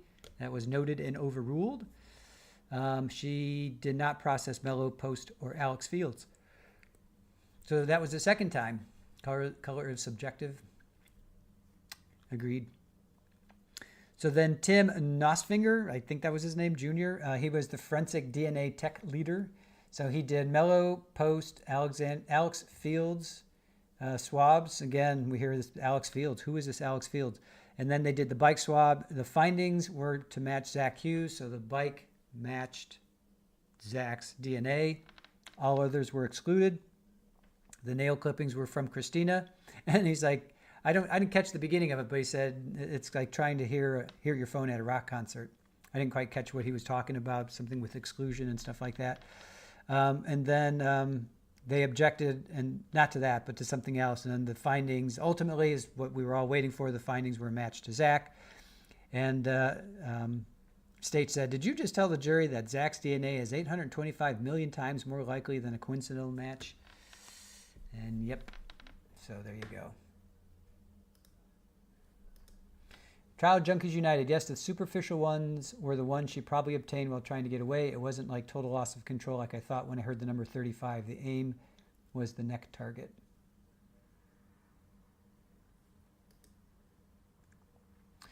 Brat says, boundary between pink and red can be a personal call. My wife and I always disagree about certain shades of between blue and gray. Yeah, women and men see different, I think it's red. I think it's the red spectrum.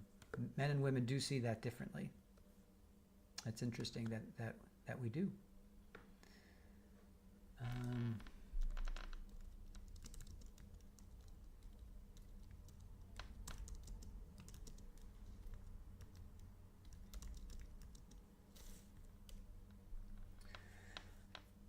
Yes, women may be better able to distinguish shades of red and perceive a wider range of colors, especially in the red-yellow range. So, the most well-known difference in color perception between the genders centers around the red-green axis.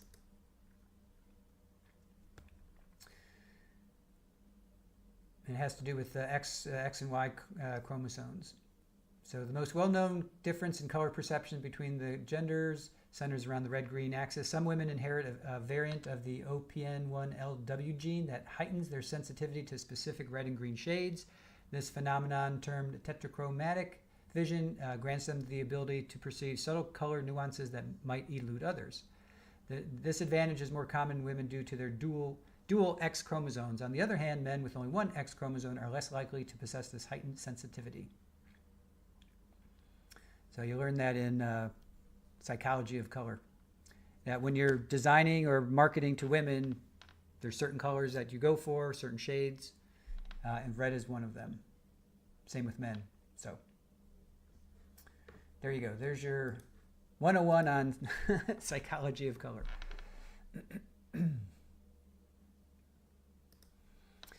Ken says, given the setup and the blood pool, I'd have to imagine those stabs and incised wounds on the right side of her neck were first. Don't know anything about this case. I am thinking that whoever did this probably did the front first, right? And she's like, and she tries to run away. And as she's running, he's like getting her in the back, maybe holds her and gets her in the back. Because she's got to be turned around, because you're not going to switch hands in the middle of a fight unless you're like some ninja. So I'm thinking the front first. She's defending herself. You know, he's stabbing. She's defending herself. She turns around. He may even grab her because there's hair on the floor. He may grab her and couple smacks in the neck there, and then starts dicing her up. That's what I'm thinking.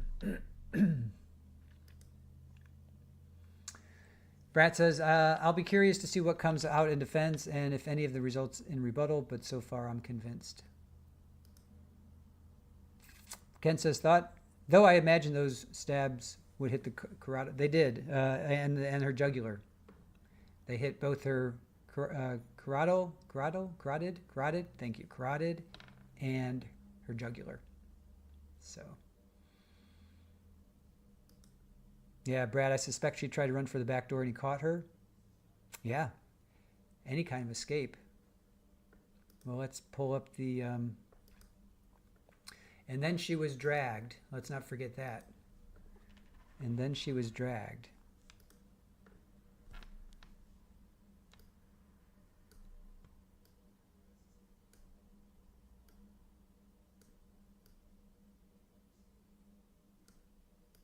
Right? And then she was dragged.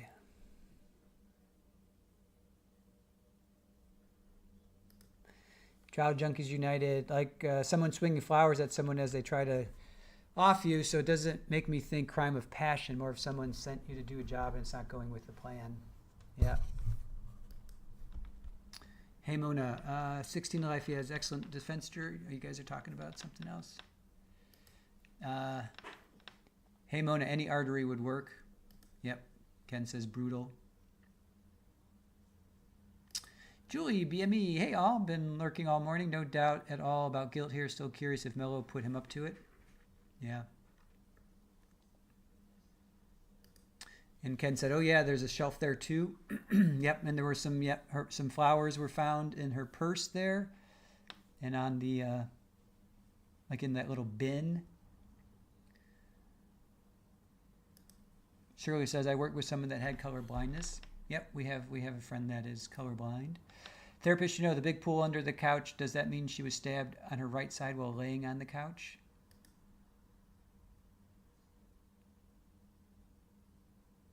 I think the majority of the blood's going to come from her jugular and her carotid. I think that's where it's going to come from. Yes, this is going to create a lot of blood, obviously, but I think this is probably just spurting, unfortunately. I think the majority of it came from her neck. Brett says, therapist, would explain the decision to reserve opening if they were just hoping to find something during the state case that inspires a defense argument. Pammy says, it was mentioned in openings, I think, that the couch was moved over the puddle. The couch was moved as well as that desk, or whatever that is. What's that called? Hold on. Let me. The table. That table was moved as well. So they said the table was moved and the couch was moved. So that's why I'm trying to figure out, was she dragged from the couch out, or was she dragged from the out to the couch?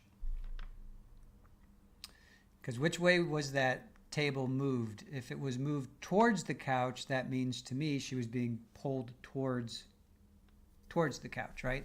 If the table was pushed back,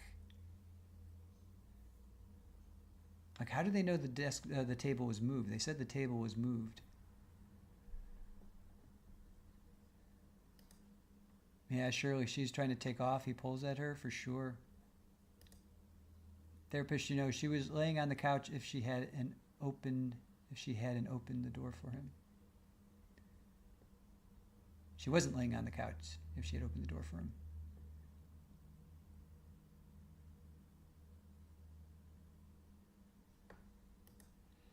Yeah, Butterfly Dana, I remember the coffee table was moved over some of the blood. Yep, we have that picture too. Let's get to that.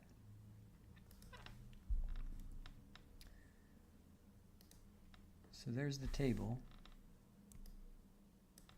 Right, there's the table. So they moved the table. Yeah, therapists, we know that. We don't know. That's the kicker. Where was she found?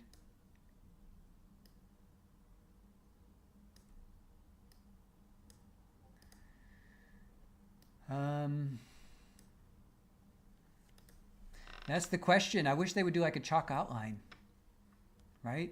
Like, where was she found? They didn't say. Nobody said. We don't know where she was found. Trial Junkies United. Remember, the table was pushed back into place, and that was where the stems were found from the flowers. Right. So how was it pushed back into place?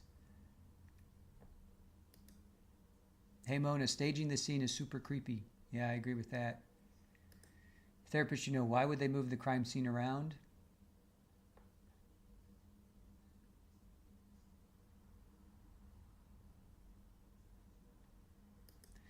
Geez, Shirley, you had a neighbor that broke into your patio door to attack you? He grabbed me and you turn away. Jeez, kids call 911. Good Lord. Glad you're okay. Lily Wayne, your dad was colorblind in the Air Force in World War II, but had to work radar. Yeah, can't be a pilot. You got to be like top of your game to be a pilot. Maybe not in war, but just in general. Ken Rosenberg, I was thinking the couch was along a corner instead of a shelf being next to it. So given that, I think Squeegee's theory is more likely than mine. What's my theory? Remind me, Ken. What's my theory? That she was pulled towards the couch? And then what's that pillow doing there? Like, what's the deal with that pillow? Pammy, maybe she was hanging onto the furniture in the struggle as he dragged her. Could be. Could be. Yeah, awesome question, Drunky the Bear. Did we ever hear what the pesticide smell was? Never did. We never heard what that was about. Post said it, as well as the first responder. What was his name? Robinson. Mr. Robinson. He said it was a heavy pesticide smell. We have no idea. Therapist, too many questions. I agree. Not enough answers. So does that mean reasonable doubt? Too many questions? Dana, Butterfly Dana. I do remember Bradley saying he found her on the floor of the living room. Yes, as well as Robinson, as well as law enforcement. First responder, Chris Robinson, he found her on her back. They said she was on her back. Trial Junkies United, the blood under the couch and on the side, like she leaned against it. Maybe she fell under the table, stems of flowers, yep, like maybe an outstretched arm and flowers ending up under. That could be. Yeah, that could be. Oh, yeah. Shirley Roth. Maybe there was a can of Raid. She tried to spray him. Maybe. Yeah. Yeah. Maybe. Shirley Roth also says maybe the flowers were there. She brought them in for herself. Tina would know where the furniture was. Did Tina, because I missed a little bit of Tina's testimony, she didn't say anything about flowers, right? She didn't say anything about roses. They asked Brad Post if he had bought roses, and he said no. Did they ask Tina? Ken Rosenberg, front on assault versus starting from behind and off to the side like I thought. I gotcha. Yeah, I'm thinking it was the front. I think he came at her, did hacked her here. She's doing this. She turns away. He maybe even grabs her and gets her in the neck. That's what I'm thinking. Trial Junkies United, were they looking for something that would be the only reason to move her? I thought they said her phone was found. They did find her phone. It was recovered. Was it a pool of blood? I don't recall if that, but they definitely found her phone.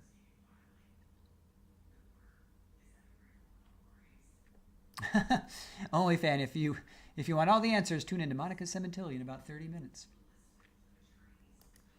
Oh, Kathy Smith, chloroform. Interesting. Didn't even think of that. Good one.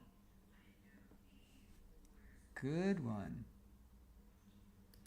Hey, Mona, it's weird that Bradley wasn't covered in blood. Wouldn't he have checked for a pulse? He said he looked at her. Her eyes were open. He was on the 911 call, and he said her eyes were open, and they're like, give her CPR. And he's like, no, she's gone, basically.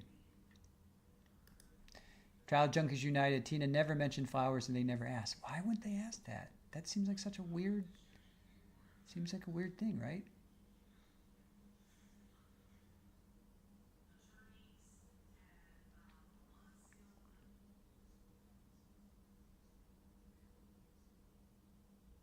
All right, Pammy, we'll see you in a little bit. Butterfly Dana, I never heard them ask Tina about flowers nor the position of the furniture. I just don't understand why they didn't ask. That's like huge. Maybe the defense will bring that up. She's still under subpoena, I'm pretty sure. She's still subject to recall. She is still subject to recall.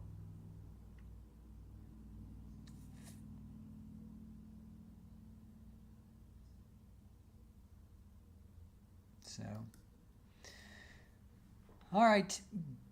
I think I'm going to wrap it up here, and we have a redirect. Let's see. Pretty sure Aaron put a redirect on. Redirect.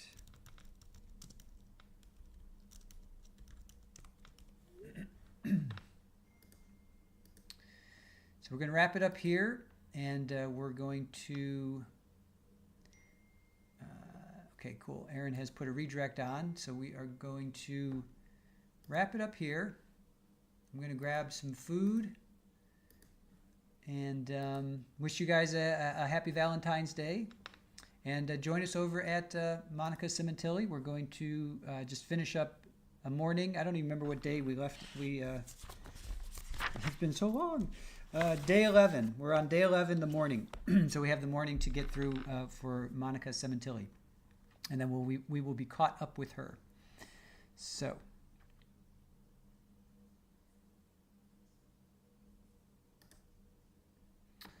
I will say thank you guys for joining us. Appreciate you all. Thank you to Aaron and our mods, OnlyFan and Julie, Therapist You Know and Brat, Hellcat, Widespread Panic, Rachel B. Thank you guys so much. Florida PI Sam, if you're listening, thank you for your support.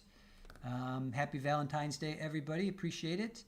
And Joanne, I owe you a Kel walk, but I got Super Bowl on me right now, so I'll do it maybe at the end of Cementilli. And I may even play some guitar for you guys. So anyway, have a wonderful Valentine's Day, and be safe. We love you, and we will see you over at Monica Cementilli in about 20 minutes. Okay, bye.